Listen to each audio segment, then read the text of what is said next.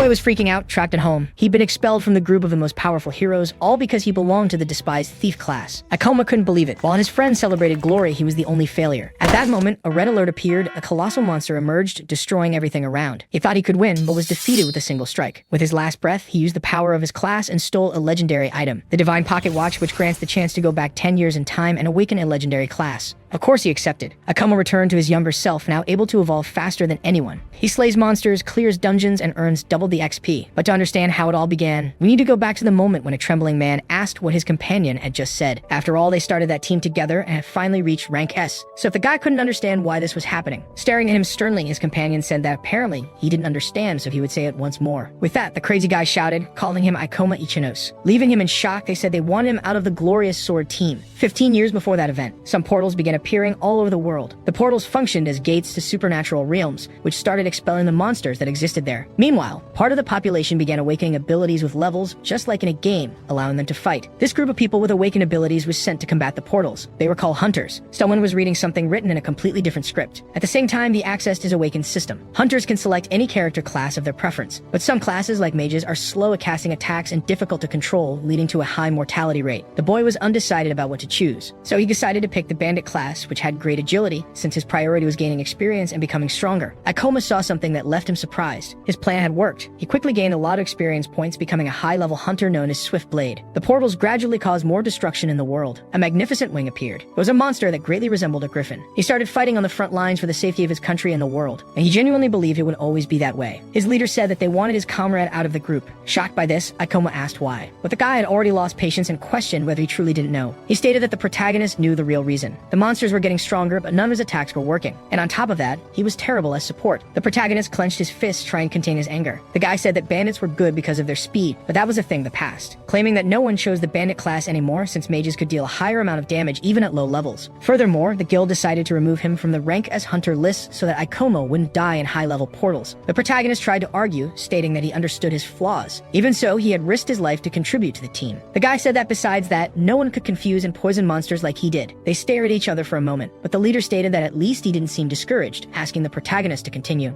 Ikoma asked what he meant by that. His companion only gave a brief smile. Walking past him, the man said that in any case, he was out of the team. With that, he left while the protagonist remained paralyzed. Ikoma stood still, not understanding what had happened. A little later, in a place where several empty bottles were scattered, a lot of trash and cigarettes were part of that mess. He was completely in tears, sitting on the ground while holding a lighter in one hand. Looking to the side, he noticed something, and he assumed that being a hunter meant everything to him. Even without receiving recognition, he always thought that all his efforts would be valued. He let the ashes fall from his cigarette, stating that this was his reward for all that sacrifice. He also remembered that he was never good enough. That's why he bought supplies with his own money and invested in equipment. Because of that, he didn't have a single cent left. He lost his rank as classification and now couldn't even enter high-level portals. The protagonist saw a notification on his phone saying that the Glorious Sword team had been successful in their expedition in China. They had managed to clear the Palace of Toddy, a portal that everyone said was impossible to conquer. Everyone was celebrating, extremely happy about it. On the other hand, the protagonist was paralyzed, staring at that news. He observed the chat discussing the event. Some people asked where Ikoma was, while others said that he had been expelled because he was a dead weight. Seeing those comments, the guy became extremely irritated and threw his phone against the wall. He questioned why he had chosen to become a bandit. He acknowledged that if he sold all his equipment, he would have enough to survive. However, it wasn't that simple. Remembering the times when he was with his team, he began screaming while crying, declaring that he had sacrificed everything for them. Falling to the ground, he realized that he had nothing left. Suddenly, his phone emitted an alert. Seeing that, the protagonist was very surprised. It stated that an S-rank monster had appeared in the Morima district of Tokyo, urging everyone to evacuate to a safe location. This made the guy extremely nervous. After all, the Glorious Sword team was out of the country, and there were no hunters in that area capable of subduing a monster of such level. He was no different. He couldn't do anything alone either, but his eyes drifted toward his equipment. Still a bit apprehensive, he realized he might be able to try something. A large monster, appearing as if it were wearing armor, soared through the sky. The protagonist was fighting against it while stating that, luckily, he hadn't sold his equipment. That monster was Kronos, the space-time dragon, being far more menacing than he had imagined. Ikoma assured himself that, at the very least, this would be a glorious end to his career as a hunter. Even though he was apprehensive, the guy declared that they should begin their final battle. With that, the dragon let out a tremendous roar, causing numerous stone fragments to rise. Dashing forward, the protagonist reminded himself that he was a hunter, and that he needed to buy time so people could evacuate and wait for other S-rank hunters to arrive. Thus, he leaped to attack the monster. Kronos also charged at his enemy, preparing to strike. Shocked, the protagonist noticed how incredibly fast his opponent was. His dagger was split in half. He immediately tried to dodge the attack. With great difficulty, he managed to evade. However, behind him, a massive massive explosion occurred. He looked on in horror at all that power. The dragon let out another roar while glaring at the powerless man. Ikoma realized that if he got any closer, he would die. So he used his double-bladed scythe, Hydra. However, it didn't deal a single point of damage to his opponent. Becoming increasingly nervous, the protagonist realized that the monster was immune to poison. Unexpectedly, Kronos launched another attack with its claws. Thanks to his speed, Ikoma managed to dodge, though with some difficulty. He admitted to himself that he couldn't win this way. After all, he would have already died if not for being a bandit-class fighter. Even so, he was cornered, with nowhere to run. This was his only chance. He grabbed a rope with a blade at its tip and began spinning it. Then he launched it at his enemy. It was a klepto claw used to steal items from the target. He hoped the monster had something useful, something that might give him a chance to fight back. His eyes gleamed as those enormous claws came straight for him. The strike was so fast and powerful that it completely destroyed his equipment. Even injured, the protagonist laughed, saying that apparently this was it. Lying amidst the rubble, covered in blood, he wondered if this was truly his end. His vision blurred with pain. He could barely see anything. And after a life spent saving so many others, this was how it would all end for him. He wished he had a chance to start over. He noticed something in his hand and questioned what it was, realizing that the klepto claw had stolen something. It had obtained an epic item, the divine pocket watch, which granted a one-time opportunity to go back 10 years into the past. He was stunned, wondering if he could really return to 10 years ago. Still writhing in pain, the protagonist questioned whether it would actually work. Noticing that the dragon was coming at him again, Ikoma remained hopeless as he saw the attack approaching, declaring that this was not the time to be thinking about that. Using the last of his strength, he gripped the watch tightly and shouted, saying he wanted to go back to the past. The monster's massive claw was extremely close to his body. One of its talons finally pierced through his chest, and he felt his consciousness getting away. Suddenly, he heard loud noises and wondered what was happening. Opening his eyes, the protagonist realized he was lying on the ground beside his bed. In his hand was an alarm clock, showing that the year was 2030, on a Friday at 8 o'clock a.m. Feeling a bit anxious, Ikoma complained, wondering if he was dreaming. Then he opened the curtains of his window. The former S-rank hunter was stunned by what he saw. Looking at his phone, he realized that it was displaying a calendar from 10 years ago, and he remembered the divine watch. Thus, he quickly opened his status window. Shocked, he saw that his class had not yet been defined, meaning he had truly returned to the past. The protagonist gave a faint smile, realizing he now had the chance to do things differently. With that in mind, he declared that he would become the strongest hunter of all time.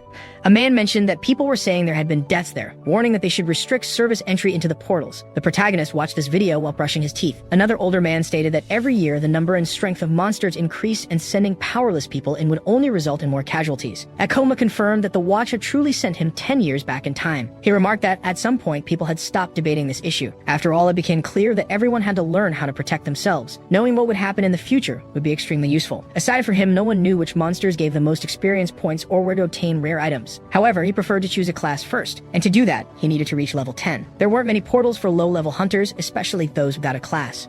So the guild regulated all portals that were still restricted. He was inside a goblin den, an F-rank portal, stating that he would be able to reach level 6 after killing the last monster. A man was fighting some of the goblins nearby. The older man chuckled, saying he had arrived just in time and asking if the protagonist was okay. But mentally, Ikoma questioned who that guy was. The man told him that the kid wouldn't have been able to clear that portal alone, explaining that goblins were weak but could be dangerous when they teamed up. With a smile, he introduced himself as Kenji, a level 16 hunter who wielded an excellent sword and made sure that rookies didn't die. He said people called him the tutorial guy, while mentally, Ikoma assumed this guy clearly had nothing better to do. Kenji explained that hunters didn't have an official retirement age, so he figured this was a great way to make money. But the boy was extremely discouraged, wondering how he had ended up in this situation. Suddenly, he shouted in celebration, announcing that he had finally reached level 10. The system notified him that his level had increased and that he had received 2 skill points. The crazy guy started slapping the protagonist on the back, congratulating him for finally reaching level 10, while Ikoma thanked him. Kenji added that if Ikoma kept going like this, he might even become famous. Meanwhile, the boy thought to himself that he could reach S rank. The man said that soon, Ikoma would be able to select his class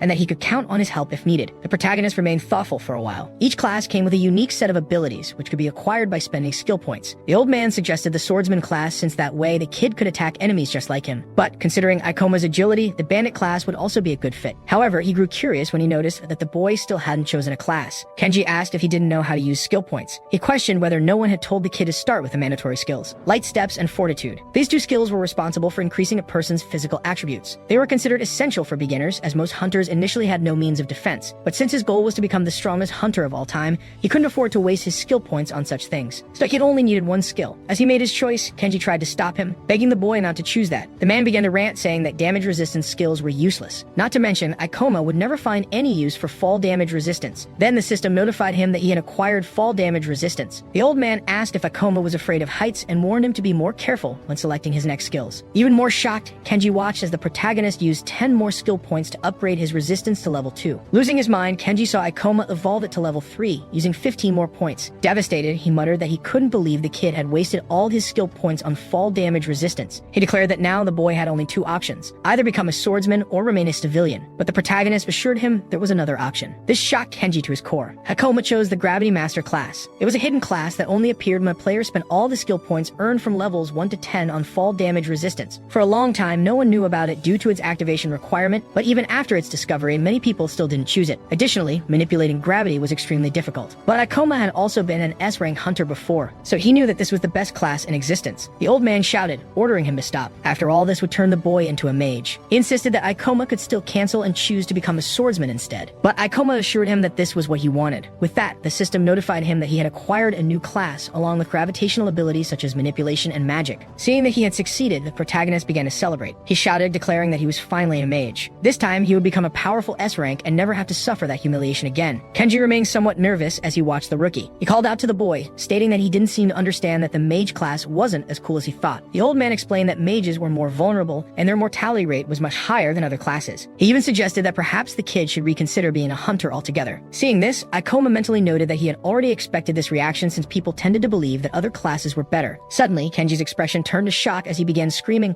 demanding to know what was happening. A red-hooded goblin, level 17, had appeared out of nowhere. Frightened, Kenji admitted that he couldn't believe a high-level monster had just spawned there. The goblin began chasing after one of the female hunters, while Kenji rushed to help her escape. But mentally, he acknowledged that he wasn't skilled enough to fight stronger monsters, which was why he never left that place. The rest of the hunters, there were only level 10 or lower. No one else could stop that monster. Extremely nervous, Kenji suddenly remembered the protagonist. Gripping his sword tightly, he ran forward, declaring that he would handle that goblin. Even Ikoma is surprised to see a red hood there. Mentally, he tells himself that Kenji should be able to handle that monster at his current level. However, the old man was only defending himself while the goblin kept attacking relentlessly. The protagonist notices that apparently he has no experience fighting monsters stronger than himself. The old man starts shouting, asking if there's any level 15 or higher hunter to help. They ask if Kenji isn't level 16, but he says he can't face something higher than his current level. The protagonist assumes that he shouldn't offer to help after all, the monster is too strong for him to handle. He also notices that he can't even see its movements and he would die instantly if hit, making his situation even worse. Besides not fully understanding his abilities, the Gravity Master has low stats. But then he remembers how the man helped him and worried about his well-being. This makes him realize that it would be horrible to let someone like Kenji die. So he grabs his sword, stating that he has always liked a challenge. He says he will see if he can overcome his class's weakness. Shocked, the old man warns that his level is too low, not to mention that mages are weak against melee attacks, and a monster of that level would easily kill him in the blink of an eye. Ignoring all of that, the protagonist calls out to the Red Hood. The monster, still in a frenzy, looks at him while the boy says he will use it to test his abilities as a Gravity Master. He says he believes this is the best class, which is why he is risking his second chance, but he can't run away from something so weak. As he moves forward, he says that otherwise, choosing such a class makes no sense. The old man tells the brat to run. At the same time, the monster draws its sword and charges at the novice. The worst part of being a mage is their terrible physical attributes, always needing to rely on hunters from other classes. But he is different since, as a Gravity Master, he can temporarily enhance his attributes through manipulation. Thus, he uses manipulation to reduce gravity by half. With that, he quickly dodges his opponent's attack. Even Kenji is surprised and asks how he became so fast. Mentally, Ikoma explains that this ability increases the caster's movement speed by reducing gravity by half. However, he can only make linear movements, but that's fine as long as he can predict the enemy's movements. The monster attacks him again, but he manages to dodge once more. He states that he has fought against thousands of monsters at once, using nothing but his speed as a rogue. The Red Hood feels the consequences after receiving a slash. The old man keeps asking how a low-level mage can deliver such quick strikes. With an understanding of mana management and the class itself, many Gravity Masters have managed to equalize their physical attributes. The protagonist says that low-level monsters recognize simple patterns, making them easy to fight. He just needs to increase his speed. The old man asks Ikoma how that is possible. Surprised, the brat shouts to the old man, asking him to finish off the goblin. With that, Kenji runs with his sword in hand. The boy keeps staring at the monster while it looks at the old man, who is rushing forward to strike it. With a smile, Ikoma asks the creature how it dares to turn its back on him. Thus, the protagonist uses gravity magic, causing it to be stuck in place. The goblin is completely paralyzed while hearing something. Above it, the old man is preparing to land the final blow. With that, he delivers the strike, causing the protagonist to level up twice. Seeing the goblin's corpse, Ikoma realizes that it actually worked. With some relief, he says that this fight proved that he can become the most powerful hunter of all time. The people around notice that the hunter is new, yet he had great ease in defeating the Red Hood. Mentally, Kenji realizes that Ikoma managed to surpass the monster's speed despite being a low-level hunter. Observing the boy, he is stunned to see that the brat hasn't even realized what he just did. Still a bit shaken, he says that the novice has an above-average talent, wondering who Ikoma really is. Suddenly, the protagonist feels a sharp pain. He leans against a rock really heavily, noticing that he used up all his mana, also realizing that he will have to work a bit more on developing his ability to use skills. On the other hand, the old man seemed genuinely happy to see that he was alive. The man approaches him and thanks him for the help, asking if he would like to be carried on his back. Ikoma says that it's quite embarrassing, but he will have to accept it. There were many people inside the portal portal, but only the protagonist, who had become a hunter just a few days ago, stepped up to help. Mentally, the old man continues to thank him, stating that he helped him find the courage he needed. He had let fear control him, which is why he only hunted monsters below his level. But now it's time to stop being the tutorial guy. Thus, he decides to walk as a victor. Meanwhile, Kenji says it was an honor to witness the birth of that hero, thanking the protagonist once again. That portal proved what he could do as a gravity master. Now his goal is to level up. However, fighting alone would be inefficient, not to mention the risks involved, making it necessary to have someone he can rely on. An attendant says she has never heard of a class related to gravity. She asks if the boy can really be a hunter with such low stats. But Ikoma changes the subject and asks if there is anyone looking for members to form a team. The woman says yes and informs him that there is a team that accepts anyone, regardless of class or level. The boy asks if she could introduce him to this person. A bit nervous, she says that since his class is mage and his attributes are also very low, he might be rejected. He replies that many rare classes are difficult to manage, so he expected people to have trouble accepting him. The protagonist asks her for their contacts so he can try to solve this problem. A guy appears saying that the boy is causing too much trouble for the attendant, telling him to just give up and leave. Ikoma asks who he is. The crazy guy says that apparently the boy is quite funny, claiming that he must know him. He introduces himself as Kakeru from the Thunder Knights team, stating that all hunters know them. The protagonist says they probably only have melee attack classes. The crazy guy confirms, saying that mages are useless. He claims they are a bunch of cowards who can't even get close to a monster. Because of that, these people don't deserve to be hunters. So Kakeru says that the boy should have done his research before choosing a class. Besides that, the brat's attributes are terrible, and he feels offended seeing him tarnish the reputation of rare classes. Ikoma asks if that means he also has a rare class. Kakeru confirms and asks if the protagonist wants to see what he can do. Pointing his sword at the boy, he tells him to witness his power. Raising it, he uses lightning summoning. After that, he says this is the best character class since it has incredible attributes and skills. The people around are surprised, saying they didn't know such classes existed. The crazy guy feels proud while watching their reactions. The attendant says that using abilities there is prohibited, but Kakeru assures her that he needed to do it so that brat would understand. With a mocking look, he says it's none of his business, but insists that the protagonist is very arrogant for wanting to join a team. While the guy keeps bragging, the protagonist becomes interested in the fact that he is a Thunder Knight. This class can deal a good amount of damage, but its movements are simple and unsuitable for complex battles. So he will soon be in big trouble when facing monsters that are fast or immune to electric attacks. Meanwhile, several people say that mage classes are useless, and that all this commotion is just because the boy wants to join a team. On the other hand, others admire and envy Kakeru for his Thunder Knight class. Ikoma states that portals were a relatively new phenomenon at that time, so this isn't too surprising. He remarks that he almost forgot how mages were treated in the past. People always thought attribute points and extraordinary abilities were everything, so maybe he will have to fight alone. The attendant calls out to Kakeru, saying he didn't need to say things like that. The protagonist thanks her, saying he shouldn't have asked and stating that you will be alone for now. The crazy guy says that maybe he should reconsider this whole idea of being a hunter, assuring him that he doesn't want to find his corpse out there. As he leaves, Ikoma thanks him for the advice. Kakeru keeps watching him as he walks away. In the Hunter Guild's archive room, Ikoma reads a book and says it will take a long time to earn people's trust, meaning he won't be able to join teams temporarily. So he needs to find someone he can rely on in the long run, or someone with a class that has good synergy with his. But before doing that, you will have to level up and achieve something remarkable. He had some ease in defeating the Red Hood and discovered what a gravity user is capable of, wondering if he should challenge himself in a portal with monsters higher than his level.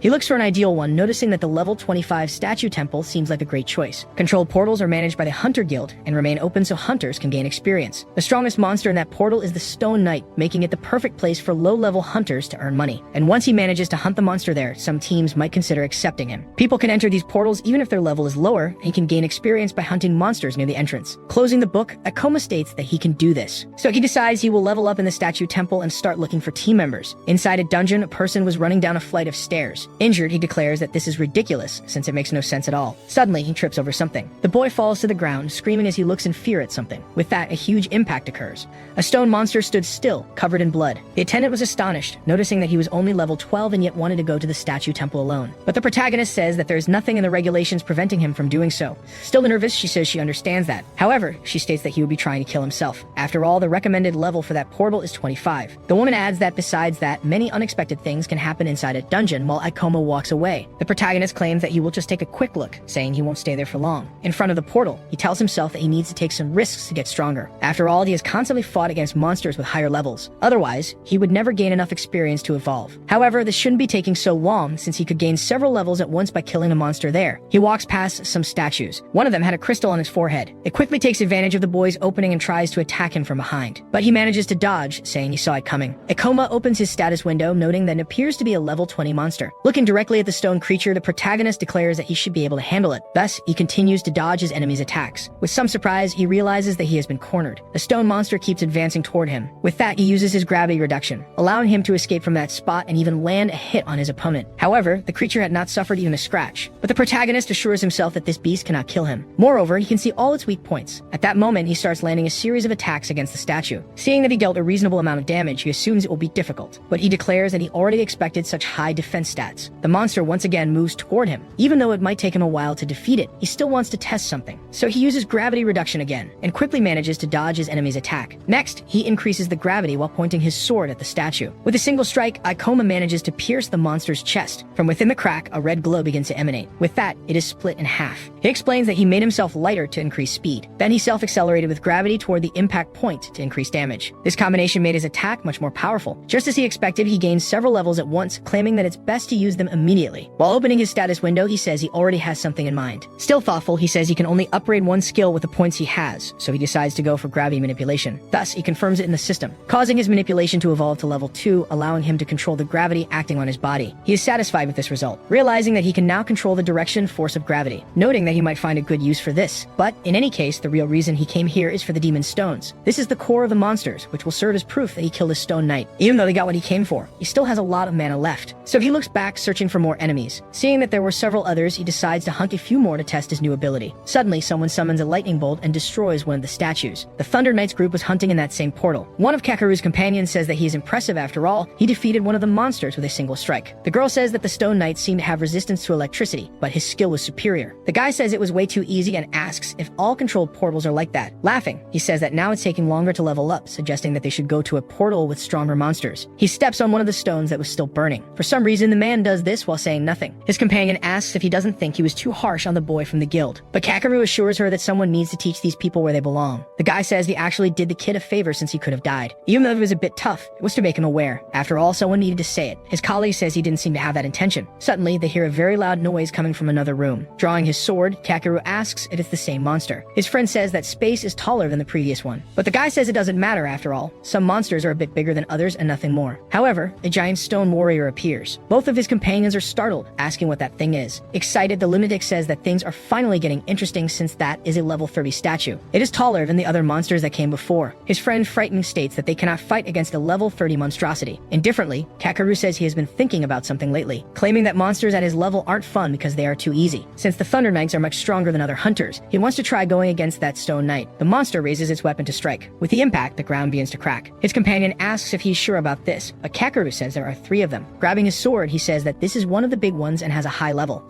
But stone knights are nothing more than moving statues. That's why they are slow and dull. At that moment, the monster launches an attack against him. He dodges with visible difficulty. Now a bit apprehensive, the lunatic admits that it might be a little faster due to its level. Jumping toward his enemy, he says that in any case, he can still expose the statue's weakness after attacking it. With that, he strikes the monster with his lightning sword. Getting nervous, he says that apparently things have gotten a bit more complicated since its defense is also higher. The stone knight quickly prepares its massive sword again. Without hesitation, it delivers a powerful blow. Activating his Thunder Knight power, Kakeru convinces himself that he can block the attack and escape its range. Suddenly, the statue moves extremely fast. Because of this, the man is struck and his chest is slashed. Lying on the ground, he questions how something like that could be so powerful. Extremely frightened, he says that only a few items exist at levels higher than his, but apparently, this is on another level. His companion calls out to him. Terrified, the man warns everyone not to underestimate the enemy's strength. But before he can finish his sentence, the statue is already heading toward the girl. With great difficulty, she manages to block the strike with her sword. Her other companion calls out to Karen as she's thrown back. However, he is also struck in the stomach. The force of the impact is so great that he even spits blood. Seeing both his companions lying on the ground, Kakeru becomes even more terrified. Panicked, he complains about what is happening. Looking at that massive monster, he wonders if it has always been this intimidating. Summoning his power, he says that in any case, he is special. With that, he unleashes a massive lightning attack against the knight. He claims to have put all his power into that lightning. Losing almost all hope, he watches as the statue simply breaks the sword in its hand. Helpless, he can only watch as his sword is split in half. Desperate, he quickly jumps back. Extremely frightened and nervous, the man starts crying uncontrollably. However, the monster keeps advancing toward him. He is in disbelief as he sees the statue getting closer. The creature raises its sword while Kakeru insists that this cannot be happening, declaring that he does not want to die like this. In front of him on the ground, his sword lies broken. The stone knight stands still, looking at him as if he were an insect. Trembling with fear, the man begins to beg for his life. Bowing to the monster, it pleads not to be killed. He screams, begging for someone to save him. Suddenly, a leg wrapped in purple magic appears. The monster raises its massive stone blade. On the other hand, the protagonist uses gravitational reduction. Because of this, the statue is momentarily paralyzed. Noticing this, it looks around, searching for the source of the attack. The monster sees a purple light coming from its rib. Landing a bit further away, it's a coma. He assumes that he knew that wouldn't work. Surprised, Kakeru asks if he is the rookie from the guild who chose the mage class, but the boy remains silent. Irritated, the man demands to know what he is doing, stating that there is no way he can defeat that monster.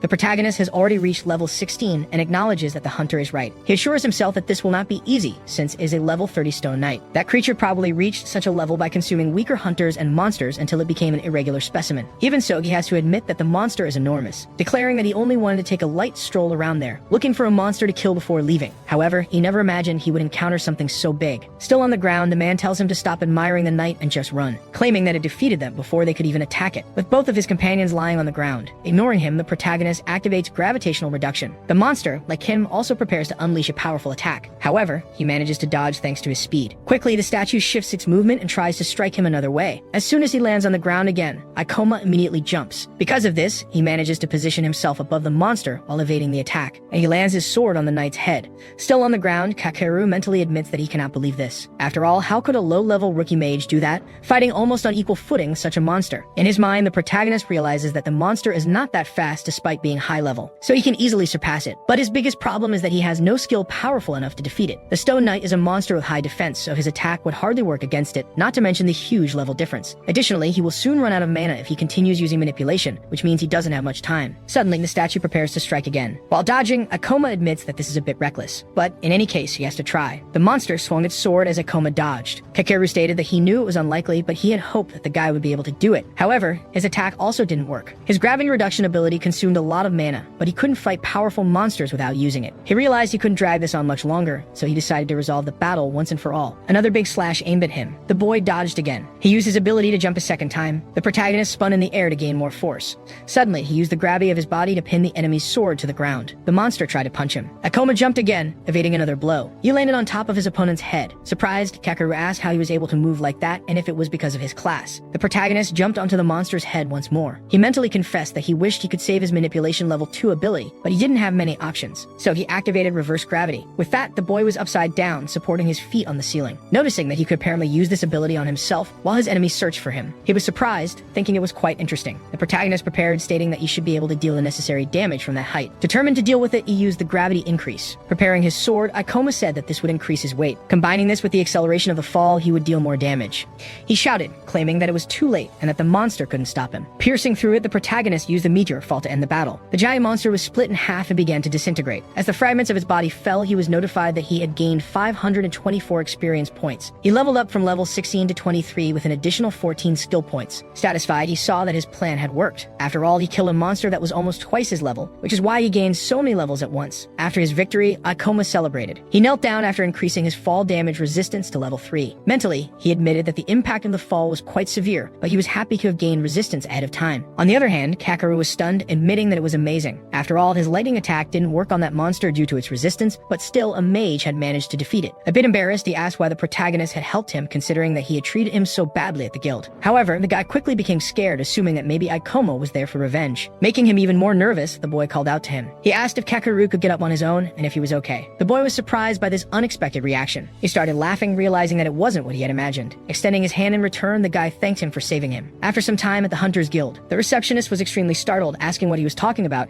asking if a level 30 Stone Knight had appeared. Even more shocked, she asked if the protagonist had really defeated it. He simply confirmed without giving too many details. She stated that it was impossible since he had just started and was alone. Picking up the demon stone from the monster, he asked if that was enough proof. The receptionist said that a core that size could only be from a level 30 monster or higher, and even though it was hard to believe, she would register it. She asked if the boy wanted to exchange the stone for money, noting that it should be worth around 200,000 yen. But the protagonist said that at least for now he didn't. After all, he needed it to prove his abilities. Suddenly, someone called out to him. It was Kakeru, who said he had been looking for him since he wanted to thank him once again. He said that he also had a big offer for him. Opening his arms, the guy asked if he wouldn't like to join the Thunder Knights. All the hunters around were surprised by the fact that the rising team was inviting someone. Seeing the core in his hand, people started talking about how Ikoma must be incredible. With a smile, the guy said that it was his lucky day, assuring that it was rare for him to be receiving such a favor.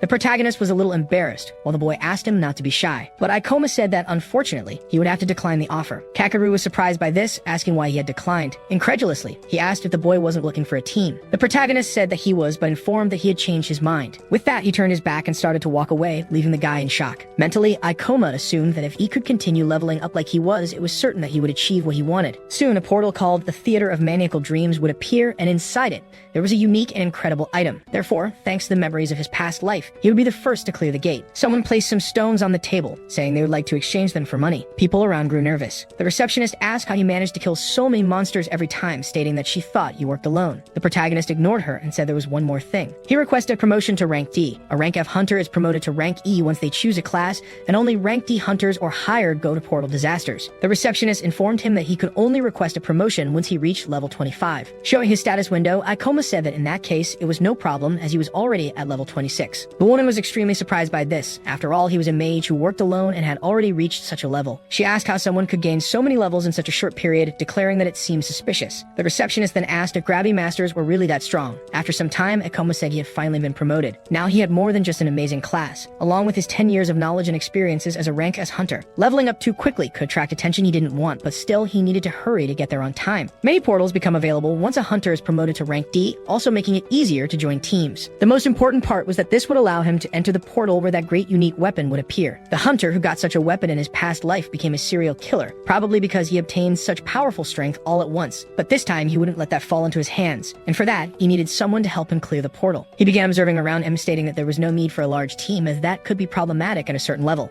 At least having one more person would help, as he preferred to be cautious at the moment. But for that, he needed to find someone who could complement him with gravity stability. He wondered what abilities would be suitable for the portal he was about to face, and the most appropriate would be to find someone who worked alone but also wasn't against teamwork. The protagonist thought for a moment, complaining that maybe he was being too demanding. To find someone in time, he would need to search all the guilds in the region. After some time, he admitted that he had spent half of his day visiting the guilds. This was already his 4th guild. As he entered through the door, he said maybe he should give up on some things. Suddenly, he saw someone calling their companion useless. A girl, almost crying, apologized, but her colleague said that an apology wouldn't change anything. Akoma wondered what they were arguing about. The girl pointed at Satsuki, stating that she was fired. The girl tried to beg, assuring she would try harder. But irritated, the leader said that their abilities were terrible with long cooldowns, claiming those techniques were useless. She said that in fact she should be paying them for putting up with the dead weight for so long. The girl didn't know how to respond. Meanwhile, the protagonist was observing everything. He recalled when he was expelled from that group, but told himself there was nothing he could do for her. After all, he couldn't have a partner simply out of sympathy. His life depended on this. His ex-leader started mocking Satsuki, saying it was a shame she had chosen such a useless class, claiming it was something miserable and useless just like her. Moreover, she said she knew what would happen the moment she heard the girl was a witch. For some reason that made the protagonist extremely interested, even as the others told her to give up on being a hunter. Sorcery and gravity complement each other. She could deal a lot of damage against the boss in the portal theater. That's why he was a bit uncertain if he should recruit her or not. However, the girl asked what he was looking at. The protagonist introduced himself, saying he was a rank D hunter looking for a team to join. She quickly became interested when she saw he had a rank D hunter license. The girl tried to seduce him, informing him that she had just opened a spot in her group and asked if he would like to fill it. Excitedly, he called out to Satsuki, asking if she wanted to be part of his group. The girl didn't quite understand what was going on, while her ex-colleague stood there, utterly confused. Mentally, Ikoma noted that he couldn't miss this opportunity, as she was a witch, or rather, the person he had been looking for. But the other woman asked him not to waste time with that girl and urged him to join her group instead. A bit embarrassed, Satsuki thanked the offer, but said that he was a rank D hunter and she wasn't even level 20 yet. Taking her by the hand, Ikoma assured her it wouldn't take long for the girl to level up, stating that he needed her help. She said her class was useless, and that she didn't want to drag him down. Despite that, Ikoma said again that he could help her. The girl said she didn't have confidence in herself, and that maybe it would be better for her to give up for real, but he said he wouldn't ask for much, begging her for a chance, assuring her that he could help her gain the confidence she needed. Bowing, Satsuki said that if he really wanted, she would love to join his group. However, her ex-colleague said she didn't believe that he had chosen such a useless person for his group, claiming that he would regret it. The boy thanked her for the advice, but said he had something else to add. As he passed by her, the protagonist stated that he knew more about classes than anyone else. Right behind him was his new partner. Oish could cover the weak points of a gravity master, and the best part was that this class could do amazing things in the theater, and that was as good as his own weapons. Some time had passed, and they were now in another location. The protagonist thanked her for coming along with him. The girl said that witches weren't that useful, but the protagonist replied that he was also from a mage class, stating that she might think she's useless now, but that would change in a few years. Now she asked if he truly believed that, to which Ikoma confirmed. It would be better, right? For now, they needed to talk about a portal. Determined, the girl assured that she was certain, but making her nervous, he explained that it wasn't a controlled portal. Ikoma said they had entered a portal that hadn't appeared yet, with a recommended level of 30 or higher. Startled, the girl exclaimed that the recommended level was too high, and on top of that, it was an uncharted portal. Uncharted portals are those that haven't existed long enough for someone to analyze them. Extremely nervous, she said that she was still at level 17 and that her class was terrible. But the protagonist asked her not to worry, assuring that nothing would happen to her since he would fight alone. In his past life, he had read all the available records about portals. That's how he was able to devise a strategy to eliminate that theater. He declared that the two of them could easily clear the portal, portal, saying that the girl just needed to trust him. He felt bad for driving someone into this, but he needed to protect that weapon no matter what. Satsuki asked how the protagonist knew about a portal that hadn't even appeared yet. Ikoma said he couldn't reveal all the details, but to summarize, it was all thanks to a rare item. She said she didn't believe it. After all, there was no way an item could predict a portal so far in advance. Suddenly, everyone's phone started notifying an alert. Nervously, she grabbed her device to see what it was about. The protagonist did the same. Everyone was talking about the portal alert, especially since it was near the Sikyo district. Satsuki asked if this was the portal he had been talking about, but the protagonist already said they would begin the next day. He explained that probably no one would be able to clear the portal in a week, but after killing the boss, one would get a reward. After some time, they were already searching for the portal, while the girl asked if Akoma was sure. They realized that the portal eradication ministry had already set up at the location. Suddenly, a woman ran up to them asking if they were hunters. She asked both of them to report any information they found about the portal, such as its layout or the abilities of the monsters. However, their safety should be their priority since there had been many deaths in uncharted portals. They told her that the ministry could count on their help. Satsuki asked why he hadn't told her they were going to kill the boss, but Ikoma explained that she would have stopped them. Once inside the portal, he warned her that this one was different from the others and asked if the girl was still anxious. The girl said yes, starting to stammer. The protagonist apologized for asking such a difficult favor, but he reassured her that he would fight all the monsters alone, and if he couldn't handle it, they would leave immediately. Afraid of being abandoned again, Satsuki began to say that she would do her best. She said the protagonist could even use her as bait, but Ikoma said that wouldn't be necessary, telling her to just cast her spells. The girl said she barely knew any useful skills. He asked if she could use something called mana drain. This skill drains mana from a target, making it useful in long battles against stronger monsters. Since it also allows transferring that mana to a group member, it makes it the perfect ability to assist gravity users. This way, the protagonist wouldn't have to worry about his mana while dealing with monsters that could be drained. The girl said the skill took too long to cast and wasn't very efficient in terms of mana, suggesting it was better to use one that harmed enemies directly. Mentally, Ikoma thought that might be true if one of them specialized in that, while he said he would fight at his maximum, and that should give her all the time she needed. Fighting against him was a large clown bear. While dodging the attacks, he shouted for his companion to use the ability. She summoned a shadow ball, casting a large spell at the bear. With that, the bear screamed as it was hit by the ability. The protagonist realized that the monster had let its guard down. Therefore, he prepared to leap toward the enemy. Quickly, he was already above his adversary. He increased his body's gravity and attacked the bear's head. After defeating it, Ikoma sheathed his sword, preparing for more. He said that it had been extremely easy, while gaining 212 experience points. Surprised, the girl said that she had gained 3 levels in one go, but she immediately said she felt bad for letting him do all the work. The protagonist assured her that he needed her help since they were going deeper.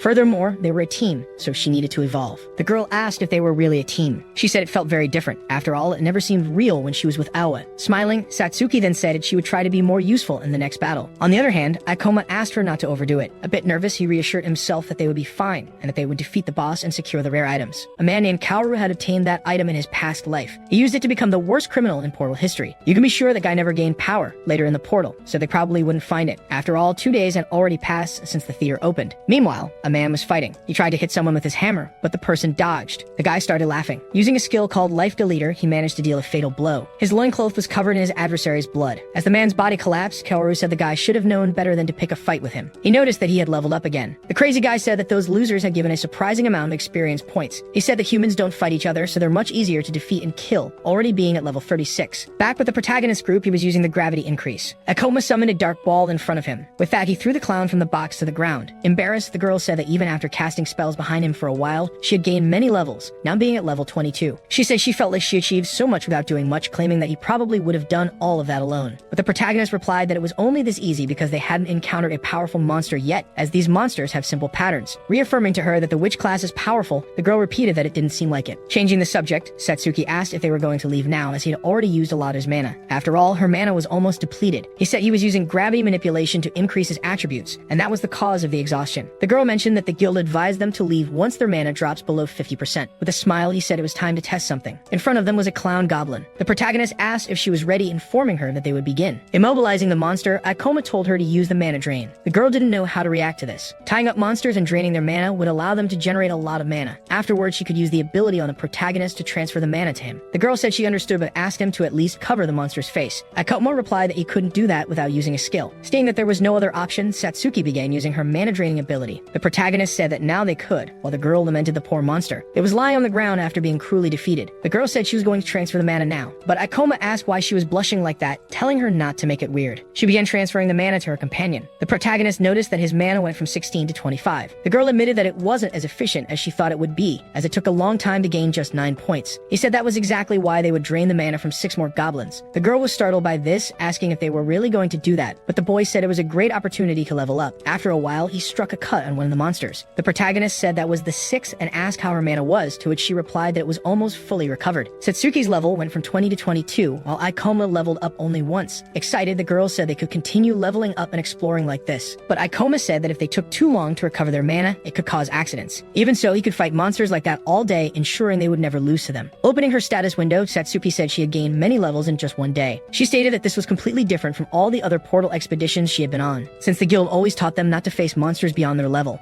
The protagonist seemed thoughtful as he listened to this. Standing up, he said the guild had to recommend that for safety. However, one rarely gets stronger without facing high-level monsters in order to acquire skills and experiences along the way. She kept watching him while he spoke. Suddenly, the girl became determined. After some time, they were walking through what seemed to be a cathedral, and Satsuki asked if they were really going to clear that portal. Suddenly, he stopped and said they were at the right place. In front of a door, Ikoma said that the boss of the Theater of Maniacal Dreams was behind that door. He reached out to open it. With a big smile, he said they had reached it in 2 days and bet that the Eradication Ministry didn't expect that. The girl began trembling, asking if he was really talking about the boss monster. Seeing that huge monster, Ikoma didn't say anything, just observing it. But deep down, it seemed that after defeating that boss, he would finally be able to get that item he always wanted in his past life. He said they would end this, telling the girl to stick to the plan. Satsuki declared she would do that when a silhouette appeared behind them. Kaoru had been watching them from the shadows. The large clown began to move its hands while laughing maniacally. The protagonist made a gesture with his hand towards his companion. Both began running in parallel toward the boss. He said he would make the boss chase him, while Satsuki stayed waiting for him at a certain distance. Boss monsters had a large amount of HP, along with high regeneration, so they couldn't defeat it through a direct battle. Therefore, they would have to use some tricks. On the other hand, the boss was summoning a ball of light in its hands. It launched it toward its enemy. Ikoma used gravity reduction, noticing it was about a meter away, making it possible to dodge with some ease. On the other side, the girl started to prepare. She quickly used mana drain. With that, she began draining the boss from behind. However, the monster sensed her presence. As soon as it noticed her, it was able to paralyze Satsuki completely. The protagonist yelled desperately, telling her to run and stay safe. He informed her that the boss would use its teleportation attack. He also explained that the attack couldn't be cancelled once cast and told her to run to the center. Suddenly, one of the clown's eyes began to glow. Satsuki saw the shadow of that large monster right behind her. Extremely close to her body, the boss had its mouth open, forming a large fireball.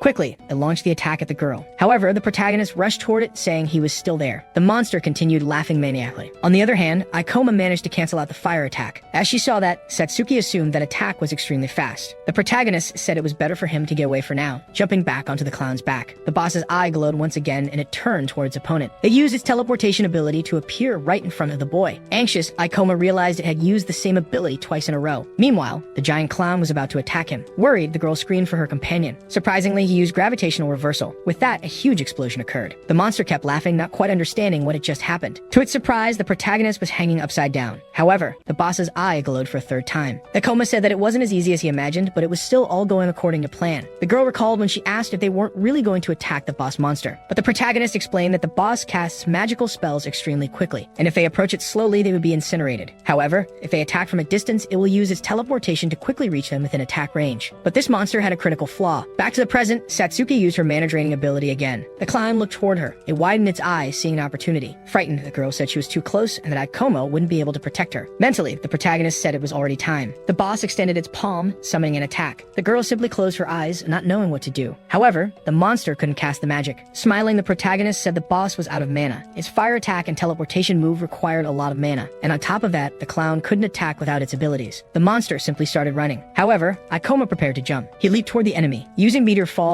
he landed directly on the boss's head. The protagonist warned that it couldn't escape his grasp. After all, it needed abilities just to move. Satsuki used her magic again, launching a ball of darkness at the boss. The monster began screaming in pain. With that, the protagonist increased the gravity and fell on top of it using his abilities. The portal boss had finally been defeated, generating 1043 experience points and also causing Ikoma to level up to level 30. His companion was extremely happy that they had defeated the boss, asking what they would do next. Ikoma said the gate would close soon, so they needed to leave before that. Satsuki asked what would happen if they got trapped. The protagonist told her not to rush, as the gate would remain open for at least half the day, and they hadn't encountered any other monsters. Blushing, the girl said she hadn't known that. Suddenly, the clown's body began to glow. Confused, Satsuki asked what was happening, while the boy said that he had finally succeeded. In front of him was the reward for defeating the boss, the clown's blade. The protagonist said that the blade was perfect for a gravity master, and it could even be considered a hack. Hopath gave a slight smile, seeing that it would be easier than he had imagined. The girl asks if this is the equipment he was looking for. The blade increases attack by 11 points, along with a reduction in skill activation and mana consumption. Satsuki says that sometimes the weapon's stats seem average, but the protagonist repeats that in reality, it is incredible. He explains that the stats and damage are just a bonus. What really matters to him is the effect of the item. Since it can increase the overall power of classes that heavily depend on skills, it makes the item super powerful. The Gravity Master is vulnerable when switching between abilities with a high mana consumption. That's why this weapon can compensate for his weaknesses. The girl is surprised to learn all this. In her past life, the hunter who obtained this sword reached rank of thanks to this item. Moreover, he became a criminal for killing other hunters, so the protagonist is practically avoiding an incident by taking the sword. Meanwhile, Satsuki continues to observe the blade. She ponders the fact that he can compensate for his weaknesses. Suddenly, the girl becomes extremely nervous and asks if this means he no longer needs her. Ikoma insists that's not true since the item doesn't prevent him from running out of mana, and asks if she minds continuing to work together with him. Still staring at the blade, the girl says is fine with her. Ikoma doesn't fully understand while the girl gets angry, saying that now it's a competition. He says that after gaining a few levels, he needs to spend some skill points. Since he's aiming for the top, he will immerse himself in Gravity Master exclusive skills. Still uncertain, he decides what to choose. After some time, he says that it seems good to him, increasing his gravitational magic level to 2. After upgrading his manipulation to level 3, the protagonist notices that he gained another skill, the Super Gravity Bullet. He acknowledges that he relied on manipulation all this time, but now the item will make it easier to use magic. The protagonist gets excited, saying he wants to test all the skills. Suddenly, someone appears, saying they apparently arrived a little late. Kaoru comments that apparently the boy has already defeated the boss. With a wicked look, the man remarks that Ikoma must be quite strong. A bit nervous, the protagonist mentally admits this isn't the best time. He also notices that the guy is using stealth to hide and watch the fight. He's probably gathering information on the monster, assuming that both of them would die, mentally reaffirming that he's seen many people do this in his past life. He asks who the guy is while observing him more closely. At that moment, he realizes that the man is familiar, noticing that this is Kaoru, who took the blade in his past life, becoming the person who turned hunters into prey. Wondering how that's possible, Ikoma remembers that it took longer for the man to arrive at the portal in his past life. Shocked, the protagonist complains about what that psychopath is doing here, but then he understands. The guy must have been hiding in the monster's chamber the whole time so he could steal the drop.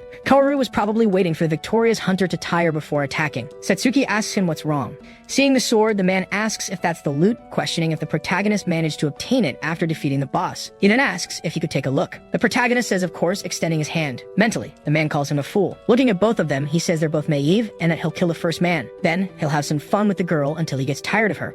As he approaches them, the psychopath says that they should be more careful. With that, he extends his hand while his eyes glow red. Drawing his dagger, he uses the life eraser skill. However, the protagonist quickly dodges. Kaoru turns around, excited. However, Ikoma was already swinging the sword. Even with his speed, the assassin manages to dodge the attack. At that moment, the protagonist realizes that he lost him. He claims he wanted to hit him before he noticed the situation, but unfortunately, the guy is too fast. While his companion looks shocked, he is forced to admit that Kaoru is much stronger than they are. The assassin admits that it's strange, asking the boy how he figured out what was going to happen. After all, he thought he was a fool, but apparently, the brat isn't as bad as he imagined. Satsuki asks the protagonist what's going on, but he tells her that this guy is an assassin who kills hunters. He also says that since he's an assassin, it makes him fast and stealthy. Kaoru asks how he discovered all this in such a short time. Changing his expression, he says that at least this saves him the trouble of explaining things. Telling them to hand over the item, he guarantees he'll spare both of them. The protagonist also changes the way he speaks and says that the worst part of dungeon crimes is that they leave no evidence. That's why he doesn't believe the man intends to let them live. Kaoru stays silent for a moment, but he soon smiles, stating that this is good. After all, the boy is smart and also very brave, even though he's weak. Getting ready, he declares that he wants to see the protagonist coughing up blood as he walks to hell. On the other hand, Ikoma shows no hesitation or anything of the sort. A little nervous, the protagonist admits that this is not good, since that is the serial killer who wiped out several hunters, the person who obtained the clown's blade in his past life. He confesses that he didn't consider the possibility that this guy could have been hiding in the portal all along. But when their swords clashed, he realized there was no way to defeat that lunatic. The girl calls him by his companion's name. Surprisingly, the protagonist shouts, telling her to stay behind him. Ikoma explains that assassins are fast and deal extra critical damage when they ambush someone. That's why the guy will kill her when he gets close enough, since witches are a support class, not a close combat class. For that reason, she shouldn't get any closer, asking the girl to leave everything to him. Mentally, the protagonist acknowledges that it won't be easy fighting that lunatic alone, but he also can't let Satsuki face him. In addition to having the combat advantage, Kaoru has vast experience and abilities in battle. Moreover, and the most important thing, the girl would panic if she saw the evil things he does. With that, he reuses his gravity reduction. Quickly, they clash their weapons. Even holding a unique item, the protagonist trembles. Kaoru says that he's very good with a sword. However, he warns that he has bad news. After all, the boy probably doesn't have experience in killing people. Unbalancing Ikoma, the lunatic says that, on the other hand, he has killed dozens of people and would never lose in battle. Mentally, Kaoru confesses that most people panic, but the protagonist prepares to attack again. Dodging the blow, he says that people can't handle the pressure of fighting others, so they tend to make mistakes. But he feels a little apprehensive as another cut comes extremely close to his body. That's when he realizes that this kid is not shocked at all. In fact, he seems to easily respond to his movements.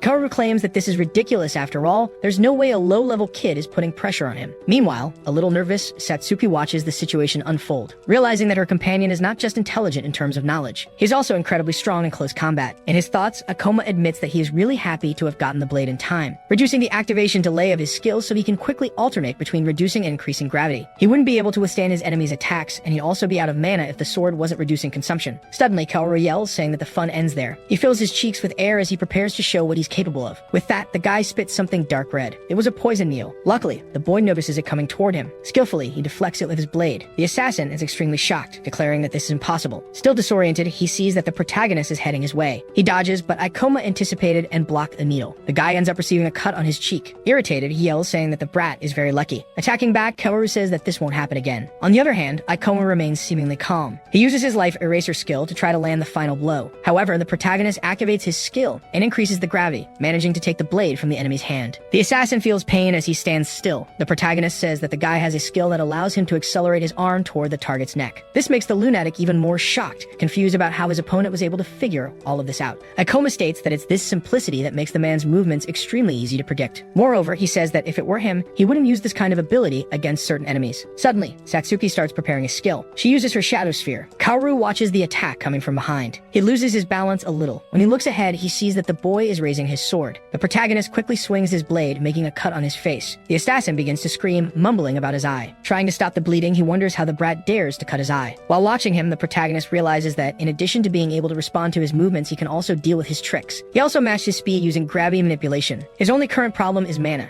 Since he doesn't have much left after fighting the boss, he will soon run out, and when that happens, they'll be completely finished. As he runs toward his enemy, Kaoru promises he will finish the boy off. Grabbing his knife again, the assassin tries to prepare himself while feeling scared, complaining about why it's so hard to deal with that kid. After all, he knows everything from his movements to his tricks. Not to mention, he's so powerful. While seeing Ikoma moving from side to side, he says that this isn't right, noticing that Ikoma is heading toward his blind spot. Trying to dodge the protagonist's strike, he uses shadow steps. Getting more and more exhausted, Ikoma starts to get worried. With that, he launches another cut. Kaoru claims that the boy has the advantage and wonders why there's still so much desperation. But then he begins to laugh, stating that he's glad he let him finish off the boss. He says out loud that the boy is quite strong, adding that he would have become a hero if he managed to leave there alive, stamping his foot on the ground and laughing like a madman. The guy says that, unfortunately, that will never happen, promising that the brat will die right there. Both he and his companion watch this with some apprehension. They continue exchanging blows frantically, but now the protagonist is a little more exhausted. Trying to help, Satsuki summons another shadow sphere. The attack heads toward the assassin, but he uses his shadow steps to dodge. The girl is extremely frightened to see that he managed to dodge all of them. Besides fear, she is caught up in her own thoughts, admitting that she's not being helpful at all. Watching her companion fight frantically against a stronger enemy,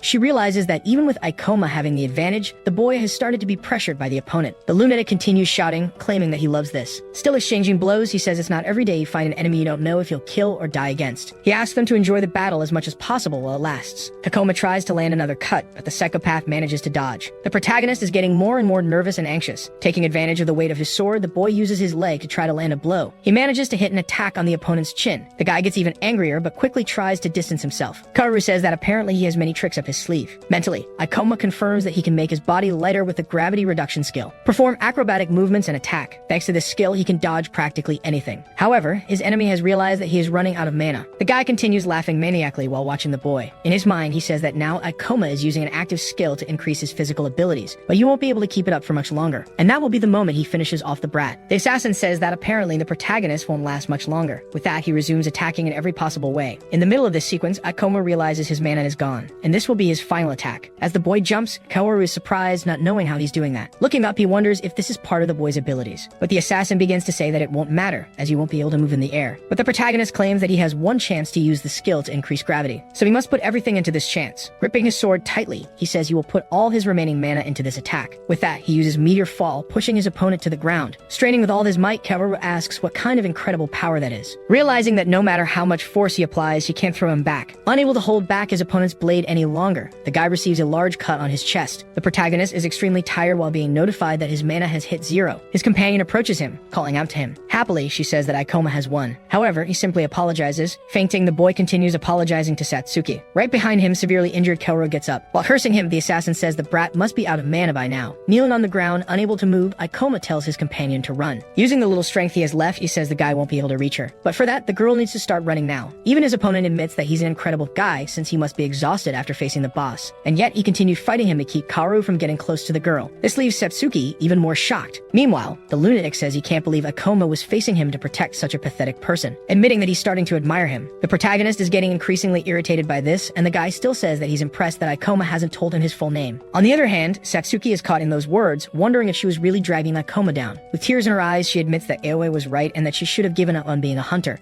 After all, her companion would never have lost to a guy like that. Remembering when he saved her, the girl mentally calls for his help again. Suddenly, something changes in her. The girl has a different expression, and the air around her seems to change. The protagonist states that he would never tell his full name to worms like Kaoru. The guy says that's a shame, claiming he really likes him, declaring that he is the first person he truly admires. That's why he will remember his face. Raising his dagger, he prepares himself. Surprisingly, the girl summons another shadow sphere. Even the assassin feels that this one is different. He starts to dodge, saying she won't hit him with that. But suddenly, he feels pain. Satsuki has struck him with her staff. The guy curses the girl mentally since he's already badly injured. Moreover, she attacked from his blind spot. The girl runs toward her companion, while Ikoma asks what she's doing, reminding her that he told her to run. Using some ability, Satsuki says she will never run again, since he convinced her that she has the power to make things work. With that, she uses mana transfer. Thus, she manages to restore some of his strength. Seeing all that energy, the assassin doesn't fully understand what's happening, but he screams, warning that he will kill her first. Quickly, the guy activates Life Eraser. Ikoma looks directly at him, but she shows no fear, only a certain indifference. The protagonist thanks her for saving both of them. He is now on his feet and has stopped his enemy's attack. Ikoma starts to recover some of his mana. Shocked, Kaoru wonders if his opponent has already recovered enough mana to use that ability again. The guy says that this is beyond the limits, but the protagonist says that from the beginning, they were a team. This was even before he ambushed them. Moreover, he recovered his mana while Kaoru continues severely injured, declaring that now he wants to know who will win that fight. Quickly, he attacks his opponent again.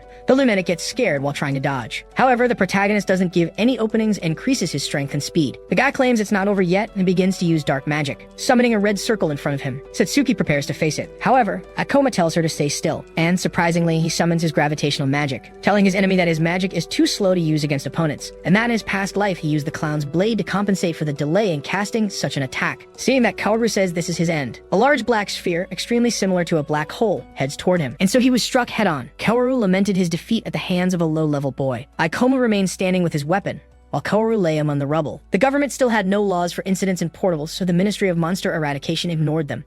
Because of that, an unspoken rule was established not to mention such cases, but since Satsuki was present, Ikoma would have to act properly. He declared that he would keep the man under observation. Then he instructed Satsuki to leave the portal and contact the ministry, and she promptly agreed. Monsters did not appear in already cleared portals, which made it safe to send the girl alone. While Kaoru remained wounded, Ikoma kept a close watch. He was breathing heavily, admitting that he had underestimated the other because of his level. Even so, he realized the boy had a great deal of battle experience and questioned his identity. Later, Ikoma and Satsuki were sitting in a cafe with other people. Soon, his phone showed news about the arrest of a serial hunter-killer. He looked at his phone, aware that the ministry had managed to capture Kaoru. Satsuki commented that the agents hadn't asked any questions. Ikoma explained that crimes in portals are hard to determine, and the ministry rarely investigates unless they know exactly who is responsible. The chaos caused by the portals and the resulting countermeasures had affected the nation, reducing crime and leading government organizations to monopolize industries as a contingency plan. In addition, the abrupt change in society increased poverty, but the government offered no assistance to those people. Satsuki remarked that although she knew the laws were not followed in portals, she hadn't expected to meet a serial killer. He asked if she was scared, warning that she would keep encountering such situations if she continued as a hunter. As he looked at her, he recognized that things were hard at the moment. Still, he added that there were other professions if she no longer wanted to be a hunter.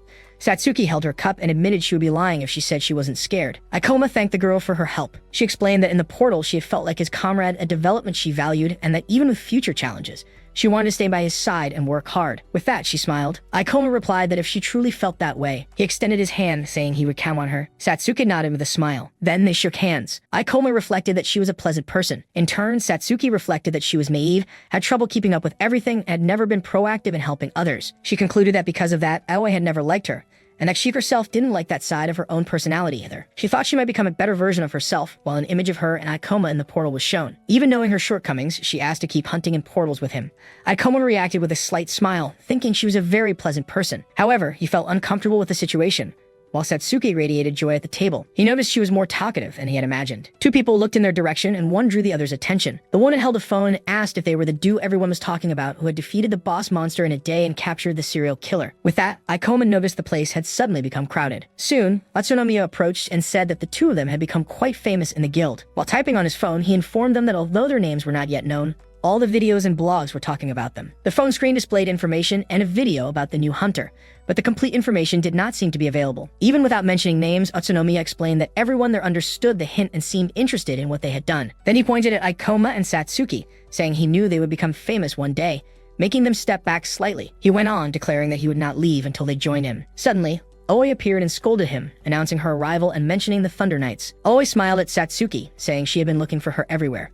She took the girl's hands, apologized, and admitted she had been harsh with her days earlier. She explained that she had reflected and realized she needed her because they were friends and the end of the previous situation must have been painful for both of them. Oi smiled again and asking how much Satsuki had earned for clearing the undeveloped portal and noting that she must have leveled up a lot. She started to say she could count on her, but Satsuki interrupted, suggesting to Aikoma that they leave because of the growing crowd, and he agreed. Even so, Aoi and Utsunomiya tried to stop them, asking them not to leave. Nonetheless, they kept moving away, passing by a car. Satsuki asked Aikoma if Aoi wasn't his friend, and he questioned whether she was sure about leaving. Coldly, Satsuki stated that the girl was not her friend. She commented on the large number of views on the videos. The phone displayed a video with millions of views about the novice hunter confronting a killer. Satsuki explained that people filmed in portals because they like to watch videos about them. However, Aikoma considered the practice dangerous because the videos focus only on views and profits. She reacted with surprise, asking him if she should unsubscribe from channels she followed. Someone's phone showed that they had reached 1 million views that month. Meanwhile, Hoshina saw the news about a mysterious novice hunter who had defeated a serial killer. She complained that the video had far more views than her latest one, and at night explained that viral videos tend to draw more audience. Hoshina decided that she would create a viral video too, unwilling to believe the attention the hunter had received for clearing the portal. Sitting among the knights, she expressed her dislike for the hunter.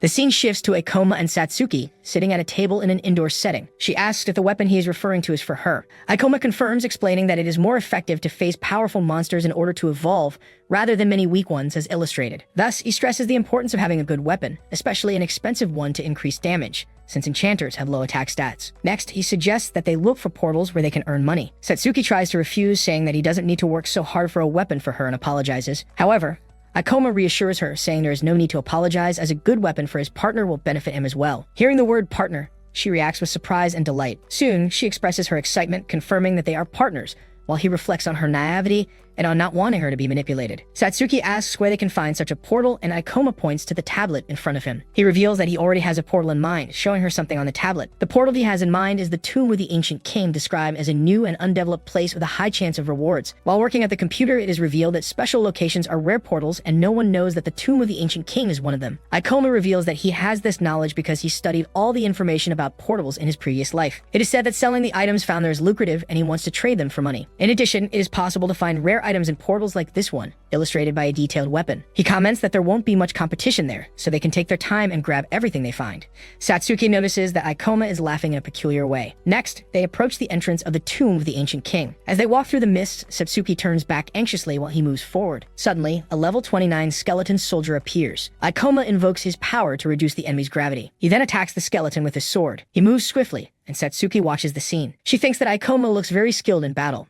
Aikoma states that direct attacks are not effective against undead monsters. Then he instructs his partner to cover him with long-range spells, and she quickly agrees and begins to chant, making a magic circle appear on the ground. He leaps over the skeleton as the monster strikes. Soon, the skeleton is struck by a shadow ball summoned by Satsuki. Aikoma watches the message on the screen, which indicates he has gained 240 experience points. The skeleton's remains vanish, leaving behind a glow. Satsuki notices that the monster dropped a demon stone and an item, and Aikoma says they got lucky when he sees the weapon gleaming on the ground. She is surprised to hear that the item is worth about 400,000 yen. She questions the value, and he explains that weapons like that are not easy to find, and even without flashy effects, it is worth a lot. Then she asks what their goal is in terms of money, and Aikoma replies that they need 3 million yen for a powerful weapon that will last for a while. Satsuki reacts in astonishment at hearing the amount of 3 million yen, while he explains that rare portals with easy items are hard to find, so they should make the most of it. In addition, Aikoma also mentions that it will take time to move items back and forth. He explains that they will explore and carry items in and out of the portal over the next 3 days. Surprised, Satsuki calculates that this means 1 million yen per day. She comments that such an amount is far beyond the salaries she knows. Soon the sounds of battle indicate that someone is fighting nearby. Aikoma decides that they should go check it out. A little farther ahead, a knight and Hoshina are about to face a mummy. The knight charges and attacks the mummy with his weapon. He tells Hoshina that she can finish the monster, and she asks the manager if the camera is ready. The knight, who is also the manager, confirms that everything is ready with the camera. Then he instructs the girl to be quick and activate the fire magic. Hoshina gets ready, wielding her weapon with a fiery aura around it, while the camera films her. Soon, she leaps toward the mummy and strikes the monster with her flaming weapon. Thus, Hoshina finishes off the enemy, which falls to the ground. She presents herself with a smile to the camera. She announces that she decided to try an undeveloped portal that day. Hoshina claims to have killed the monster with a single blow of her sword, concluding that clearing the portal might be easier than she thought. Aikoma and Satsuki watching this scene, realized that she is a portal streamer. Satsuki reveals that she knows Hoshina and has seen her channel a few times. Akuma watches with a look of disapproval. She remembers that he doesn't think Hoshina's behavior is a good idea, since she only talks about views and profits, questioning whether she realizes how dangerous portals are. Satsuki remembers that Ikoma does not like portal streamers. Hoshina notices something and asks in confusion. She complains to Ikoma and Satsuki, who are at the top of the stairs, visible in the recording.